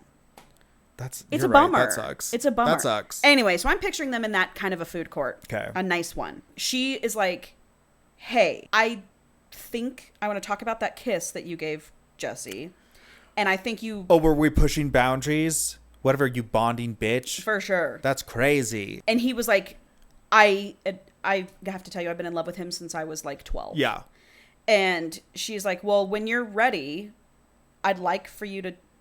I'll help, like, if you want me to be there when you tell him, like, I think you should tell your best friend that you're in love with him. Oh, so she's into it. She's like, let's get this going. Oh, yeah. And she was, during the kiss, she just had this weird heat jealousy thing. But outside of it, she's like, I want that. I want this. I want them both to be my pack. Well, I mean, that would be ideal. That would be ideal. If you just hadn't done that crazy shit. Well, what's done is done. And at this point, we just have to move on. Okay. They're bonded. Let's they're married. Go. Yep. Thank you. And I'm there. It's over, and we're there. Well, we're over there. it. And he just tells her, he's like, I literally would kill myself if Jesse rejected. Like, I can't handle his reject. I'm in love with him. She's like, don't worry. I'll tell him he has to say yes. Right. And he will. Yeah. So that night, they do drop dinner off to Jesse. And Tara's like, I'm leaving. That's you depressing. two talk. And Jesse still won't talk to Charlie. And so Charlie just looks at him and he's like, this is killing me. You avoiding me is killing me. I can't do this. Like, you are my best friend and have been for 25 years. Like, this is killing me. And Jesse still doesn't say anything. And so I put here, I said, by the way, Jesse literally can't be mad at Charlie. Why? He didn't bond Tara. Tara bonded him. Oh, I know. He should definitely be mad at her. If an alpha bit her, oh, fuck sure, yeah. I would be like, our friendship is over. You're right. But you're right. You are right. Charlie non-consensually was bonded. Do you know what I can't get over, and this is so dumb, what? The idea of them coming to drop dinner off to him. Well, he actually I know did that we broke your heart and we did a bunch of fucked up shit and we just spent the day together. So they have been texting. Like, Tara was like, well, I'm going to take Charlie to the mall today. Will you go with us? And he's like, I can't. I've got this big stream and I'm supposed to talk to some. Like, so they are talking. They have been talking. It's just been very standoffishy. And so Jesse did actually call him while they were at the jewelry store. And asked for dinner. And was like, hey, can you and Tara please bring me dinner tonight? Okay, less since sad. you're at the mall. And you're just the idea of like, hey, we fucked and we're together now, but we did bring you Taco Bell. Totally. So anyway, he says like, this is killing me. And then he leaves. And from Jesse's perspective, he's like, I hate myself for treating my best friend this way. I hate that I'm being mean to Charlie. It's not his fault. It's okay to have emotions. For sure. But he's also at the same time, he's like, but I'm like that kiss threw me for a loop and now I'm feeling things. Right. And I'm like, what is going on? And I'm upset with Tara. But also at the same time, I'm happy. Also at the same time, the reason why Jesse isn't so upset with Tara is because he knows, and in Omegaverse, betas know, and Omega does need and will eventually get an alpha. So he's battling with the emotions of, I'm pissed she did this, but at the same time, it was always going to happen. I'm happy she has an alpha, and I'm happy it's Charlie. Yeah, it's someone you know. So it's like he's pissed, but he's happy. He's pissed, but he's happy. I could see that because if you have to have an alpha, right? Like, what if it was just some guy that like hated you, some piece of shit alpha hole, but it's your best friend. I know, it's just how it unfolded. Who you know is going to treat her right. It's just how it unfolded. Totally. So it is like the best ideal situation. It's just how it unfolded. Yeah. So that's what's going on here. And he's also dealing with, what the fuck am I going to bring to the table to them? Snacks. As the beta. Right. Glass of water. Red Bull. So that night, Jesse decides, fuck it, I'm going to watch her stream. And he creates an account and he uses, his username is Lemon Drop. Okay. And he's like, I hope she she gets who it is. Yeah, I hope she gets that it's me. And so he's watching her and she was like, oh, hi, Lemon Drop. You're a new whatever. And he's watching her act all submissive. And he's never seen it. And he's just like, this is so different. Yeah. And yeah, he's liking it. Well, because it feels like he kind of liked it when he was like Fook in her face Uh-huh. with Charlie. With Charlie. He's like, okay, I can get into this. And then he sees glitched attraction and he's like, oh, there's that guy. Yeah. And he sees what Glitch is saying to her. It's like super dominating stuff. And so glitched attraction and Jesse start kind of teaming up a little bit, but they're fucking with each other. So she's using her fuck machine again. And so like a $10 donation will make it go really slow. Okay. And $100 donation make it go really fast. Sure, I get it. So $1,000 will kill her. Will kill her in half. Yeah. Like, for sure. Yeah. So Glitch is donating like $10, $5 because he always wants her to beg for it. Yeah. And Jesse's like, fuck that. So he's I'm all for donating her like pleasure. $150. He doesn't have that kind of money. He does because he makes a lot of money on streaming. Yeah, but he can't But go he ain't against a a billionaire. Yeah. So they're like battling each other and it's this push and pull, which is kind of fun. But then they start working together. Like Glitch will be like, beg Lemon Drop to let you come. Okay. Then it's Jesse's kind of like exhilarated. Like, that he's talking to him. Yeah. Then Glitch says, when is that boyfriend of yours going to join you? And she goes, maybe one day. And then Jesse texts her and says, you know what? I'll do the stream with you. I'll fuck you on your stream. Away. So a couple days later, this is when they're going to do the stream. Yeah. And they're both really excited. Jesse says, I liked having control over you on your stream a little bit the other night. Do you mind if I do that again? You know, because I know your act is already going to be submissive. So do you mind if I act alpha? Uh-huh. And she was like, hell yeah, I'm into that. Yeah, we can switch it up. And so she's like kind of thrilled by that. Cut to, she's doing her live stream. She's bouncing on him in her gamer chair. Yeah. And spraying everywhere. It's a good old time. Classic. Glitch is like, Jesse, make her work for it. Yeah. Because she introduces him, this is my boyfriend, Jesse. Yeah. To the thing. And he's like coaching him through it. And then he's like, I'll send you $25,000 right now if you make her fucking work for it. Which Jesse does. Of course. And none of them know it's Charlie. So at this point, are they also getting the 50K? Or was 50K just to have sex with her? 50K was for Glitch to have sex with her on camera on her heat. Okay. So at this point, he sent her the 25K for fucking Jesse. Yep. And then 8K on that one and then 12K for I'm just, Yeah. Cut to when Jesse and Tara are done, Glitch says, I want you to fuck her on your stream to Jesse. And he goes, I can't do that. I'll get banned. Yeah, he's just a regular stream. Right. And he goes, I'll pay anything. She can be under your desk. No one has to know. And then she can stream the under the desk view on her thing. And they're like, you know what? Hell Charlie, yeah. you a freak. Charlie, you a freak. Yes. Oh. And they're like, you know what? Hell yeah. Well, I mean, that is a pretty good... That's a really good idea. That's a really good idea. When I was reading that, I was like, damn. Yeah, that should be happening now. It should be. I mean, I still think that you would get banned from Twitch. I do think you would too. But I'd be like, you have to I don't know. Yeah. I'm like, could you prove that was actually happening? Well, there are a lot of crossover fans. And there are a lot of narcs in this There are a lot world. of narcs. There are a lot of narcs. No one's fun. No one's fun anymore. No one's fun anymore. So they agree that they're going to do that. Cut to the next morning. Charlie comes over, surprises Jesse. Jesse's like, what are you doing here? And Charlie's like, I'm done waiting for you. Bond? I'm done waiting for you. Well, Charlie and Jesse aren't bonded. Okay, I'm getting everybody fucking confused. Okay. You were doing so well. I was. So Charlie comes over and is just like, dude, I'm not okay. I'm taking you away and we're talking this out.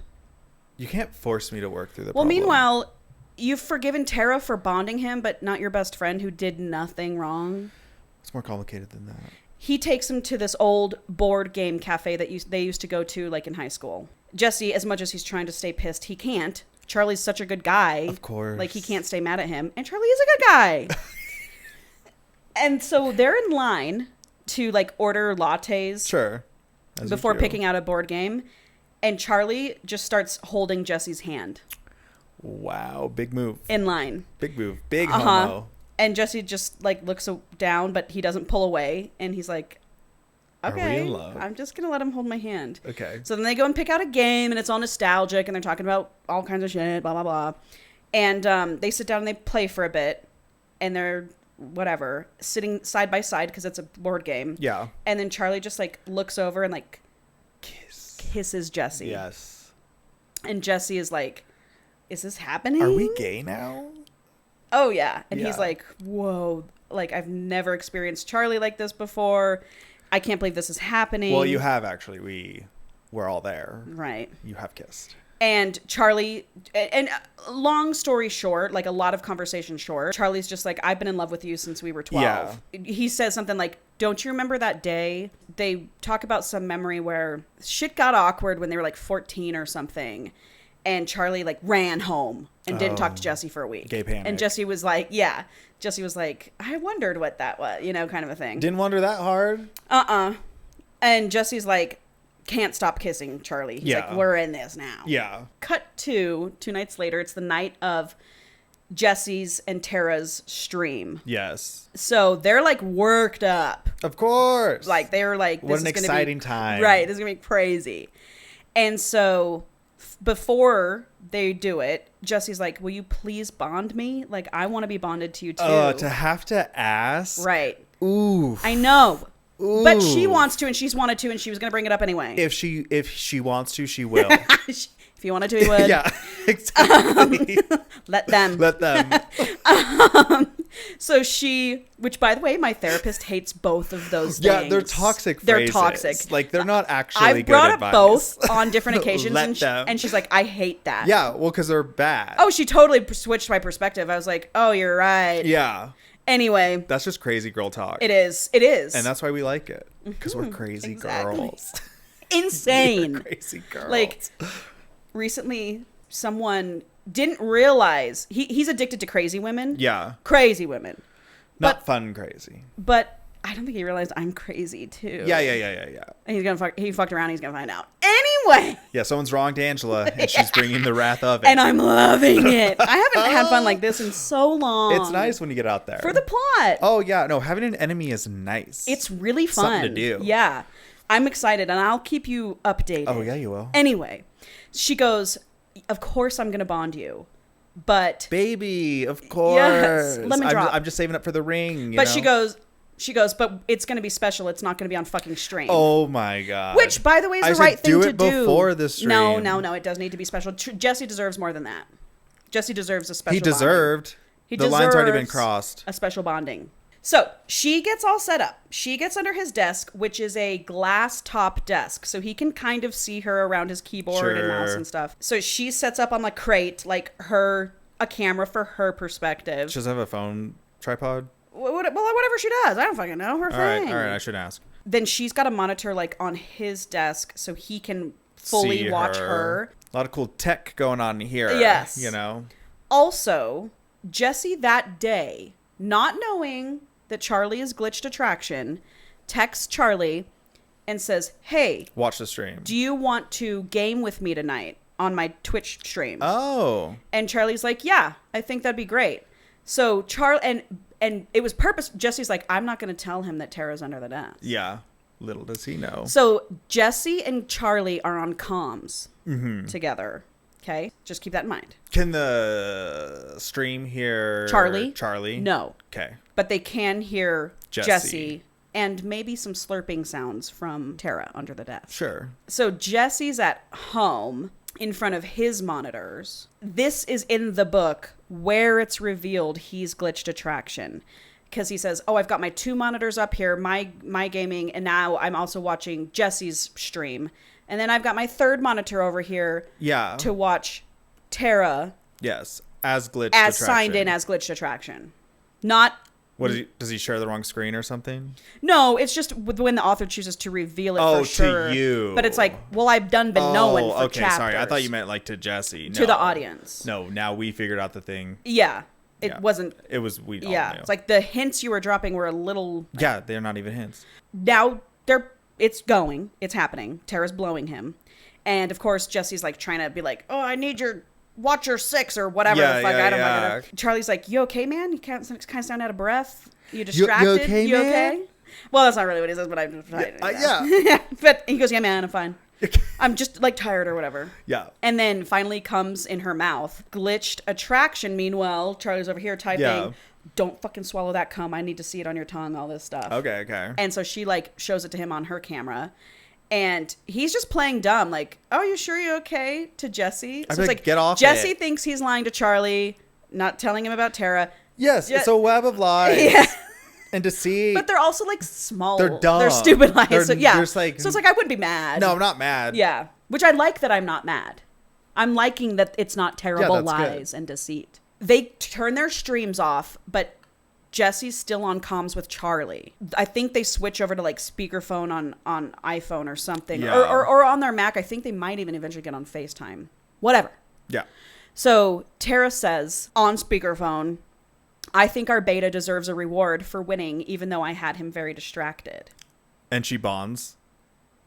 Okay. And she says, I think my cock's been neglected for quite a while.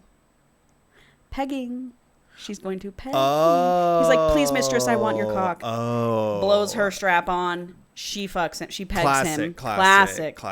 And Charlie like immediately switches over to camera, FaceTime, we'll say. So you can watch. And he's like, oh, I'm watching this. Like, you better fuck our beta, all this stuff. Yeah. And Jesse's just going crazy. He's being domed by him and her, and he's losing his mind. Yeah. He's loving it. Tara also tells Charlie, hey, daddy, this show ain't for free. Oh. You better pay up. And he goes, yes, mistress, and sends her like $3,000. As himself, not as glitched. Yeah, they still don't know that he's glitched attraction. This is from Jesse's perspective. Did he pay? She asked, pulling her long hair out of her face and into a ponytail that swished along her back as she leaned to switch between screens to show her account. I nodded. Yeah, a lot. She clicked her tongue, frowning. Charlie? Yes, mistress, the alpha replied. I didn't need video to detect the nerves in his voice at Tara's dangerous tone. Am I an ugly woman? Absolutely not, mistress. Then why are you giving me ugly girl money? Wow, this bitch. is not an acceptable amount of money, daddy. The laptop dinged again, and I was too far away to make out the figure exactly, but there was no mistaking that there were 5 digits before the decimal. She smiled, clicking back to Charlie. Much better. Of course, mistress, the alpha says. Oh, wow. It's Findom. like that. Findom. Tara lifted my legs, positioning us just right so I was facing the computer monitor where Charlie was and giving herself access to me. I was so distracted watching the alpha strip out of his clothes that I'd hardly noticed Tara beginning to prep. Hard muscle was revealed to my eyes as cold lube pressed against my hole. I shivered at the feeling, watching as Charlie pulled out his cock and angling the camera so I could watch as he stroked himself. And then it's dirty, nasty, raunchy, dirty. Yeah. Dirty nasty. Dirty, nasty. I put, holy shit, Paul. So she starts doing it, and Charlie, the alpha, is all, look at how pretty my Omega is when she fucks my sweet little beta. And Jesse's just like, isn't it? And he's like, oh my God, he called me his sweet little beta. They're in love. And then after it all, when everyone's calming down and the beta is just like worn out from being fucked, Charlie says, I want to take you guys on a trip this weekend. Because now they're all cool. It's all copacetic. Well, sure. Until all the deceit comes out. Sure. So cut to the trip. Tara tells Charlie she's going to bond Jesse, like when they get a moment alone. Yeah. And while they're there, her and Charlie say their first I love yous to each other. Right. And she's like, but I want you to talk to Jesse. I want you to, whatever, go in the hot tub. Okay. So that night she makes herself scarce while Charlie and Jesse go into the hot tub. Right. This is from Jesse's perspective again. Charlie is like all up on him in the hot tub. Yeah. And he's 6'3". Jesse's like 5'11". Okay. So he's bigger than him. Yeah. Alpha. Yeah, alpha. Thank you. Charlie says, God, you smell good. His face was buried in my hair. His other hand had come to rest on my thigh, and I squirmed a bit, my cock beginning to harden in my shorts. He'd always been touchy, but this felt very forward, even for him. My scent isn't very strong, I told him, my voice shakier than I would have liked. The scent isn't strong, he said, his face moving down, his nose grazing against my neck. But when I'm really close here, you have this faint lemon smell I've been addicted to since we were young. Really? Gay. He'd never mentioned it to me before. He hummed his acknowledgement. I've always loved it, so much it sent me into my first rut. I pulled back. Really? Oh, what an honor. Yeah, remember? This is when they talk about that memory. Oh, he ran home. He goes, yeah, remember I had you pinned down to the bed before I sprinted back to my house? Oh, I did remember that. At the time, I had just thought it happened out of the blue, and I happened to be the person there. I was really worried he didn't come to school for days, but when he did return, he said he was fine and didn't want to talk about it. I'd forgotten because you hadn't really talked about it. Yeah, it was when I realized I was well and truly gone for you, and probably fucked. I swallowed the lump in my throat. I wish I knew back then. I think things would have been different for us. Maybe, Charlie said, but if anything happened differently, we wouldn't have Tara now. Though I do wish I'd spent that rut with you, he whispered into my ear, doing nothing but fucking that tight hole over and over until you were loose and dripping with me. Whoa. Gay stuff. Yeah. I'm like, yes! I bet you were. The sound that left me was involuntary. Charlie, I whined. My cock was rock hard at this point. What starshine? Starshine. Starshine. Yes. What starshine? What starshine? Getting needy over the thought of my cock deep inside of you, or is it because of that? My eyes were half-lidded and lust-filled, but went wide as I followed his gesture toward where Tara now stood. This is what Jessie says. She gets into the hot tub. Oh, God damn it. Ruins everything. The gays. God. I know. So Jessie says, fuck, what are you two doing? What do you think? We're just talking. Isn't that right? Tara's hand went through my hair, gripping the strands a bit hard. Yeah, just having pack time, Charlie murmured. Ugh. The word pack made me gasp aloud. Same dude. Same dude. Same dude. Ugh. Oh. It wasn't a term any of us had used before addressing when we were all together. Pack time is important, especially when one of your mates isn't marked, Tara said, smiling. This conversation felt like it was taking a serious tone. Something that should be rectified, don't you think? Charlie said. My eyes flicked between them. Are you saying what I think you are? Oh my God, guys. That we want you to be in our lives forever and would love nothing more than to make you our pack, Tara said. Yes, that's what we're talking about. Then Tara and Charlie are like, let's take him into the bedroom. And bite him up. And they take Jesse into the bedroom and start like worshiping him. And then we get threesome action. Jesse's on his back. Charlie's fucking him missionary in his ass. Sure. While Tara's riding Jesse. Mm-hmm. And then Tara leans over and bites the right side of Jesse's neck. And Charlie leans over all of them and bites the left side of his neck. And they're just like, oh my God. Just Bond City, bitch. Yep, Bon City. Bon City, bitch. And immediately Charlie is just like, as the alpha, he's like, I am complete. I have my pack. You're a liar. I've done this. You're going to lose everything because of your lies. And he's like fully made it now. A week later, we're back home. Glitched Attraction has again told Tara he'll join her on stream for her heat. Yeah. But she's decided to tell Charlie and Jesse that she's going to tell Glitched no. I'm complete. I have my pack. Yep. I just want to be on stream with you two, if anything. Yeah. Charlie goes, well, and she makes a joke. Jokes in that minute. She goes, well, if only Charlie was glitched, then my rich alpha could fuck me on stream and give me the 50K. And Charlie goes, well, funny you should say that. I'm him. We're the same person. And she's furious. I'm going to read it to you, Paul. Okay. Are you that mad? I know. Could be worse. And it's a little late. Yeah. I'm not joking. I'm Glitched Attraction. I stumbled across you on Slicked a few weeks after Omega's Lust, and I just signed up. This is from Tara's perspective. Okay. My eyes widened in disbelief. The familiar prickling warning sign of tears in the back of my throat warning I was a few more clipped sentences away from sobbing. You're serious? Jesse said and asked incredulously. Yeah, why would I lie? I don't know, because you've been lying to us the entire time, it seems. Yep. I didn't mean to lie. I just wanted to see you again. And you couldn't send me a fucking text? We exchanged numbers. You ghosted me, remember? Charlie fidgeted with his hands, the tips of his ears going pink. I could feel his discomfort in our bond, but I knew he could feel my hurt and disgust just as easily, my stomach turning as the reality of what he was saying sank in. Oh my Your God. head. That's right. That's right. That's right. For a year, I'd been thinking about him, dreaming about him, wishing that we could see each other again. That, I don't know, he dropped his phone in a sewer grate on his way out. Whatever. But that wasn't the truth at all. He'd been lurking and sneaking and lying to me from the moment we'd seen each other again. I'd thought our meeting was by chance, but was this entire thing a part of some twisted plan? It made me question everything and rethink everything. His elbows resting on his knees, his head hung in shame. I'm not Glitch. My blink was long and slow, the wheels in my mind turning. You just said you were. No, not like that. I am him, the profile, but I mean, I'm not, you know. No, I most certainly do not fucking know, I snapped. I'm not the big commandeering alpha that you need. Who said I wanted that? I asked angrily, white-hot rage making it difficult to sit still. And who the fuck are you to make that kind of decision on my behalf? You seem to enjoy it at Heat Hotel. I was about to snap back, tell him I didn't give a fuck about him being some macho alpha, when Jesse asked, what do you mean Heat Hotel? We both froze. Well, hold on. But also this question I have right now is, obviously she knows that he was the alpha that ghosted her. Did they not talk about, hey, why did you fucking ghost me? Like, did he have an explanation?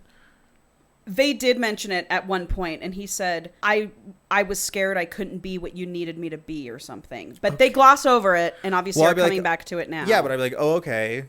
So then this does make sense. Yeah. So I'm like, that's not a lie to me. Yeah.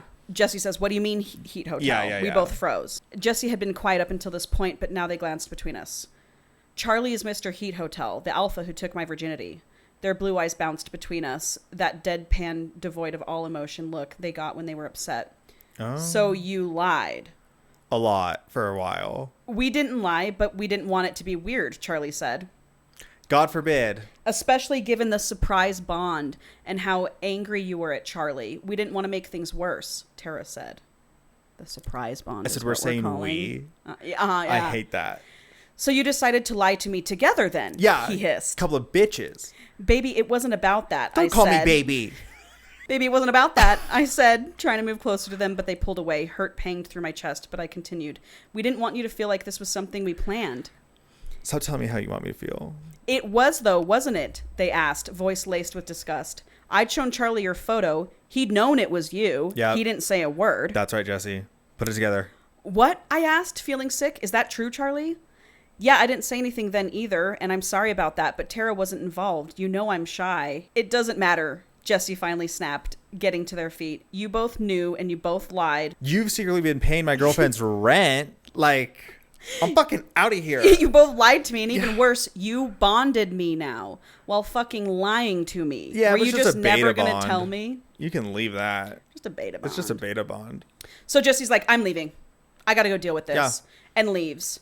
And of course, Tara runs after him, and he's like, no, I'm getting an Uber. Like, get the fuck away from me. Aren't they on a trip? No, they're back home. This is a week okay, later. okay. This is a week later. After a blissed out week. Oh, okay. So he gets in his Uber, drives away, and she's like, well, I'm going to get an Uber and go fucking home too. So, cut to another week later. Okay. No one's seen each other. Charlie's The been... pack, man. Yeah. The pack's broken. Mm-hmm. Charlie's been, of course, sending her things. Chocolates, dinners. Buying it back. And now that it's been a week, there's a biological thing here. She has to be with her, she's it's like... heat time. So she's like... So she'll text him and she'll be like, I want pizza from this place, these toppings, this tonight. And he'll be like, yes, mistress. Yeah. And Charlie will send it for her. I want new sweatpants. Yes, baby girl. Fucking sends that shit. I mean, I like that plan. Yeah. And she's thinking she's going to get a rise out of Charlie by doing that. And he's like, I just want to give you whatever you want. Yeah. And she's getting less and less mad about him for the glitched thing. I put this. I mean, he was insecure and dumb and did a stupid fucking thing. But And- he's a good alpha and a good guy. and it's And like, she's like, I got to get over this. I never would have thought that you would be Jesse's girlfriend. Right. I just thought you were a girl that I hooked up with. Then I found you on OnlyFans later. I subscribed, and I didn't want to bring it up. Yes. He just waited too long to bring it up. Exactly. That's all that happened here is we all waited too long. We all should have just talked about this Yep. in the beginning. Yep. And so she's fine. Her and Charlie have now made up. Or she's like, fuck it, I can move on. Meanwhile, she has not heard from Jesse at all. Good. Move. Get over there, Jesse. And Charlie has been sending things to Jesse as well. And so he's sending them both to his beta and his omega. Sure. He's a good alpha. Then one night, Charlie comes over. I get it. You like Charlie. Then one night, Charlie comes over, and he gives her a long apology about creating the A-list, and I should have never. Yeah. Whatever. They make up. Cut to Jesse is gaming one night, and he's talking to his game friend. I can't even remember. Indy, I think is his name or something. Who's also secretly Charlie. Yes. Everyone in this this book is Charlie. That would be amazing, though. That really would. His friend's like, yo, that's fucked up, but you're in love with them. They're bonded. Don't wait too long to talk to them before your resentment and bitterness takes hold of you. All right. Jesse's like, I know. You're right. Tara comes over to Jesse's house that night, and they have their heart-to-heart. Sure. They're all good. Okay. But he says shit along the lines of, listen, I'm just a beta. I'm never going to be as good as your alpha. Yeah. And she goes... True that. She goes, dude, that's why I love you. You're a beta. I love you because you're a beta. I love you because you can't be what I need. She was like, we're all different. You're not just anything. And then she goes, how about this? She gets a little cheeky idea. Okay. She goes, how about this? How about we make our alpha pay for his lies? Yeah.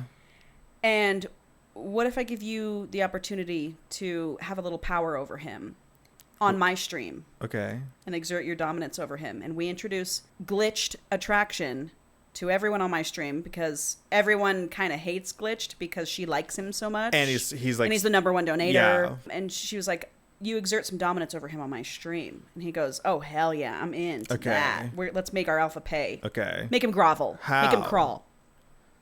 So they call Charlie over there. And Tara answers the door. He gets there, and again, he's still groveling. He's like, I'm really sorry, Tara. I never meant for it to be like this. I was just scared. She hummed, stepping aside to let me in. How sorry are you exactly? It almost felt like I was walking right into a trap as I stepped through the door, but one I allowed myself to fall right into. Very, I never meant to hurt either of you. I looked around and realized Jessie was nowhere to be seen. Tara leaned around me to shut the door. Great. Strip. It took me a moment to process her words. Strip? I parroted. Did I stutter? My pathetic alpha fuck toy. I told you to strip. Now do what you're told, Daddy. Okay.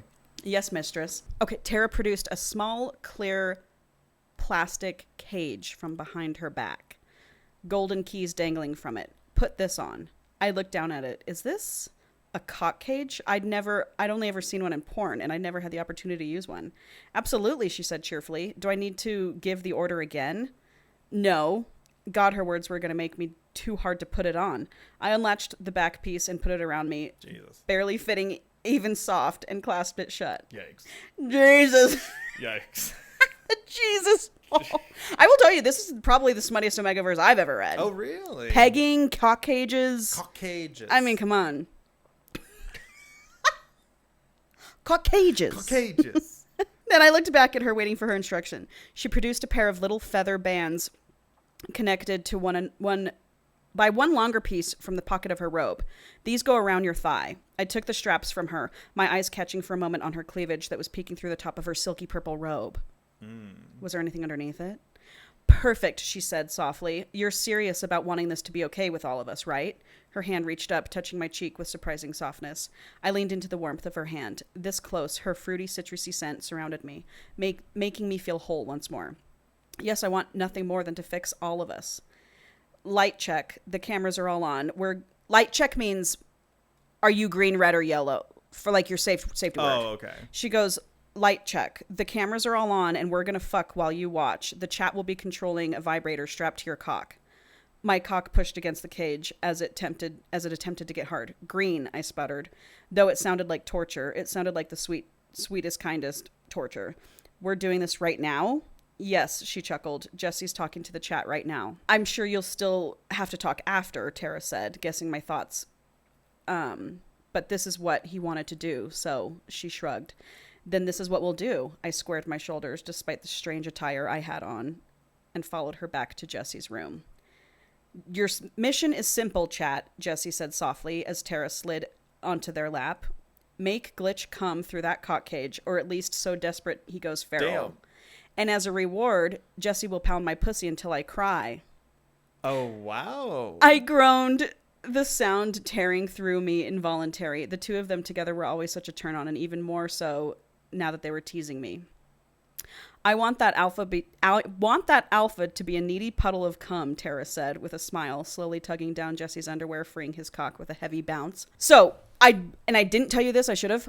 What they did when he came in the room is they set him in her gamer chair. Yeah. Strapped the vibrator so that it's on his balls and it won't turn off. Mm-hmm. Put a muzzle on him and handcuffed his hands behind his back. Yeah. You have to. That's the visual. So then it's they're getting crazy. They're going nuts. And then after a while, so Tara's having sex with Jessie. This is Jessie talking. He says, "Come for me, sweetie pie." They crooned softly. "Show your stupid alpha how his omega slut whines for beta cock." Whoa. That's a sentence. "Show your stupid alpha how his omega slut whines for my beta cock." I was like, yeah, show him. I was like, hell yeah. I bet you were. You still are. Tara gasped, half wailing into her sheets as her fists clenched into the fabric. Jess, please. I'd never seen Jessie like this. Normally they were so submissive, but this new side they showed intrigued me even more.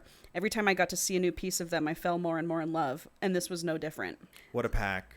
So they all finish Yep. It's a wild ride. Of course. Eventually, they untie him and let him fuck her Yeah. after they feel like he's sufficiently. They make him beg and apologize and all this. I'm course. sorry for lying and all this stuff. And then he like knots her, and then they all lay there forever and yada yada yada. 6 months later, Pregnant. they've all moved in together, Right. and we get another sex scene where Jesse's now the cuck and Charlie's being dominant over her, and then they all live happily ever after. Huh. Yeah. What a beautiful story of love and friendship. Isn't it? Yes. And what a world. Yes. What a world. So now you know all the Omegaverse I know that was a things. good intro. It was. I feel like I learned a lot. Totally. Well, and I thought this book was perfect before. Whoa. I'm a little too excited. Yeah, it's okay. I thought this book was perfect for that because there's no plot, Yep. and it's just a way to me to explain how Omegaverse works. A lot of keywords. Yes. Like there could be a glossary index of all the keywords we've learned. Well, it took me a few books to get it. Would too. Yeah. And to know that it's like a through line between all the books. Yeah. All these things. Which is fun. And, you know, like I said, some authors like don't allow They beta change it bonding, up. like, but for the most part, the universe is pretty seamless. This is, and I told you this a long time ago on a episode of ours, but this will make more sense now to you that you've heard about this. That book that I read called Lactating for the Alpha. Yeah. And it was Mpreg, and he just couldn't stop lactating, and his alpha just wanted to. Isn't that funnier to you now? Yes. And the I didn't know tagline was, that it was a dude that was lactating. "Oh yeah," and the tagline was "Drink it before it gets cold." These little taglines they all have. Yeah, so I'm deep into Omegaverse you're now. obviously deep into it. I love it. Yeah, obviously you do. Yeah. Are passionate. Yeah, but that was the only Mpreg I've ever read. I need to find more. Maybe that's what we'll I do. need to find more. Maybe that's what we'll do next time. Jesus. I'm so glad. That was crazy. I knew you'd That have was fun. crazy. Of course. I knew you'd have fun. Of course. Yep. So dramatic. Yes, totally. Yes. But it's all it's all fun. Like it's they're all lighthearted, which I love. I read this one. So I'll just tell you this real quick. Yeah. I read this one where this woman went into heat on an airplane, Killed everyone. surrounded by. Well, it's just like you don't think of that. You know, it's like what happens anyway. Surrounded by alphas, and she felt very unsafe. And Brought the plane down. the pilot was our male love interest. And so like a stewardess was like, "Sir, this woman's going into heat and she can't handle herself." And he's like, "I'll take care of it." And the pilot leaves the cockpit, Good thing for autopilot. goes into the lavatory Yes. with our girl. And she's like, "Please, Alpha, not me." And he knots her in the bathroom. He can't fight for 30 minutes. Then wraps a blanket around them, walks back to the cockpit, Together? flies the plane with her on his knot. What the fuck? They're so man? fun. Well, yeah, everyone's clapping when they land. Literally. Like, wow, he's got a Omega stuck to him. Oh my goodness. Yeah. He could still land the plane. Yeah, dude. What an alpha. It was a fun one. What an alpha. He already had a pack, but they didn't have an Omega. So he had another Alpha and a Beta men. And they're like, "Where's our Omega? Where's our Omega?" And they found her. Beautiful. Yeah. And they found her. Yep. In the air. Yeah. In the sky. So next week's book is called, I'm also very pumped for next week. Okay. Called Dark Lover. Okay. I'm just going to go. I'm going to keep it simple. Sometimes that's best. Okay. I mean, you had a really good one last week. We don't need a banger every time. Well, I do. But I was going to say that to you. yeah. This is just an easy one. Okay, I think the Dark Lover. What if that wasn't the title? I'd be like, what the fuck? Just keep going. Okay, Dark Lover is about I'm gonna say it's set in like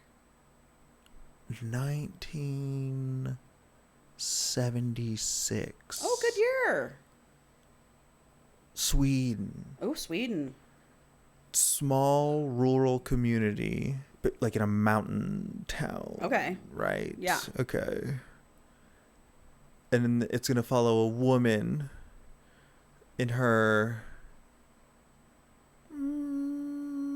I'm gonna say like I'm getting late 30s. I'm getting, yeah, I would say like I'm getting almost 40s. Beautiful, obviously. Blonde, Blonde, blue eyes. A little. I'm not gonna say old, but like age. Like she's aging gracefully. Yeah. There's no try to fight, but she's stunning. She's beautiful. Yeah, of course. Strong woman. She's moving to this little rural town in the forest. It's after a tragedy. Husband dead.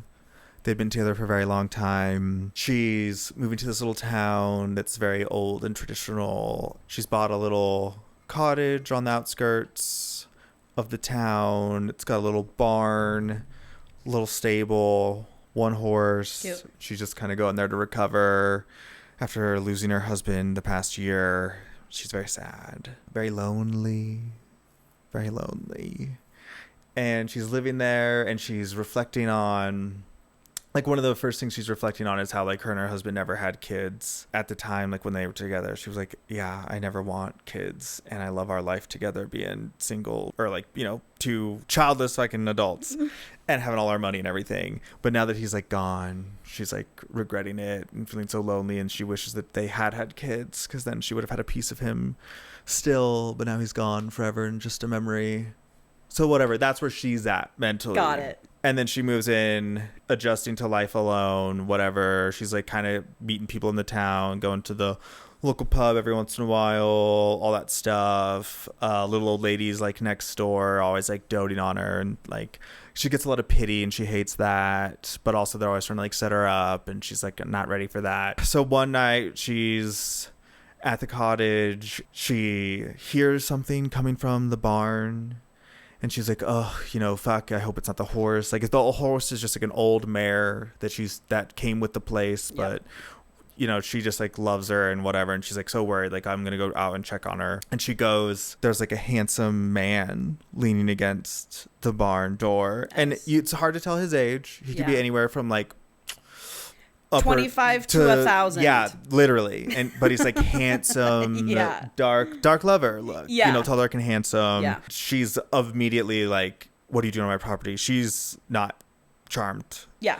And he's just like cheeky and like, oh, like, I've been here for a long time. I love this place. Of course she has been. Type of stuff. You know, blah, blah, blah. They just have this cheeky little interaction and then like she's pissed off and telling me to get off her property and she turns around and he's gone. Weird. Yep.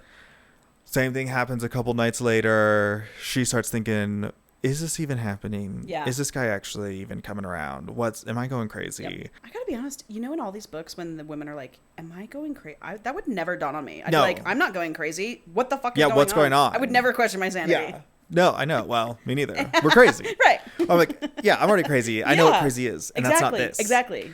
But so that's happening. And then, I don't know, people are going to be giving her shit for being real antisocial. She's staying at home a lot. She's looking forward to these little nightly encounters with this guy. Eventually, she does kind of like confront him, like, what the fuck are you? Like, what's going on? And he's just like, don't worry about it. And just like, you know, he's always like flirting with her. And then he's like, why don't we go out to dinner right now?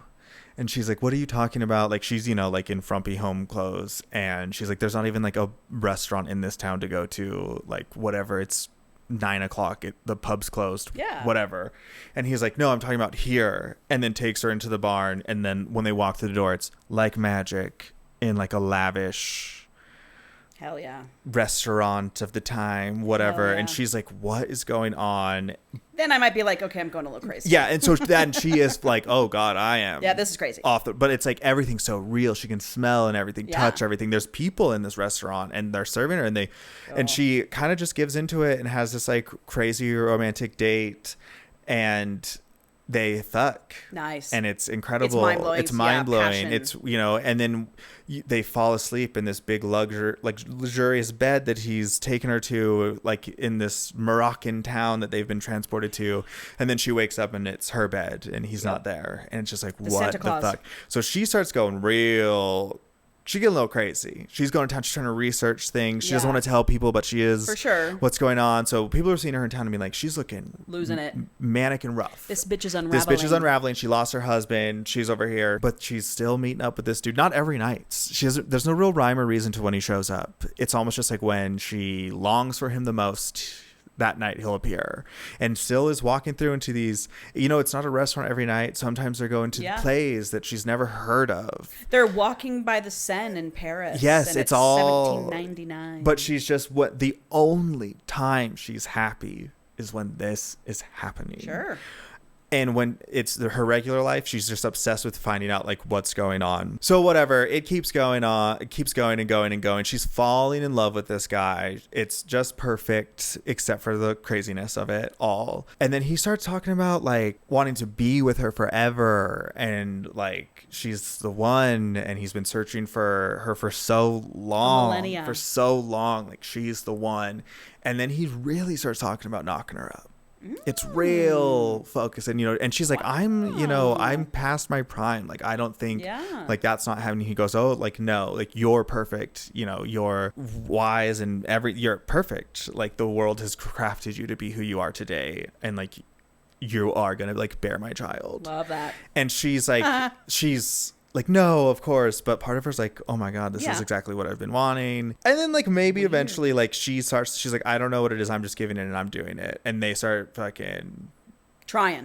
Wow. And having these crazy dates. You're doing a fucking I know. reading book. I'm doing a breeding book. Wow. This one's for you. Thanks. And then but so then eventually maybe she's like going through the attic or something in the cottage. She finds some journals from a woman that lived here a century ago or something. Talk about the same shit. It's the same thing happened to her. And she's like, what the fuck? Yeah. What's going on? And then she starts talking to maybe some of the like old ladies in town that are like 89 years old. And we've seen, and we, like, we don't know what it is about this cottage, but we call it the widow's cottage because a widow always moves in, she always goes crazy, and she always disappears. Always. And it's legend that's what happened. He's a demon. He's the devil. He's the devil. Long story short, he's the devil, and he's trying to get the Antichrist born into this world. Cool. But she, after it all comes out, because she confronts him and all the things, she is like, She's got to figure out how to kill the devil. No, she's on board. Oh, she's on board. She goes, yeah. Cool. And so she does, and she gets pregnant. Cool. And maybe then like the prologue is her... Epilogue is her raising her newfound demon spawn on this cottage, happy as can be. So it is an HEA. And every night she gets to meet up with the Prince of Darkness and have amazing sex and a beautiful life. And the thing is, like, they are a perfect match. Yeah. And the whole Antichrist thing too, he explains it, is he's like, it's not the end of the world, but like, you think the fucking good side gets to birth their little son into your world and have his influence? Well, I'm just bringing my side. And obviously, like, good and bad are not black and white. Tale as old as time. It's like that whole religious thing has caused so much trauma in the world. Yes. And I'm just trying to bring the other side to say, don't fear the darkness. Don't just because you don't understand He's not it. That bad. He's not that bad. He's not bad at all. Mm-hmm. Bad is subjective. Totally. Love that. Yeah, and that's what I think the Dark Lover is about. Cool. Into that. Yeah. I like that idea. Yeah.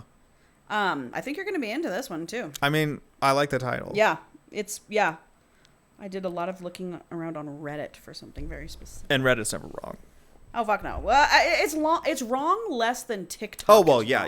When it comes to book racks. I'll tell you that. I believe that 100%. Yeah. Well, see you tomorrow at Waterworld. Oh, yeah, we're going to Waterworld tomorrow. Woo! Bye. Bye.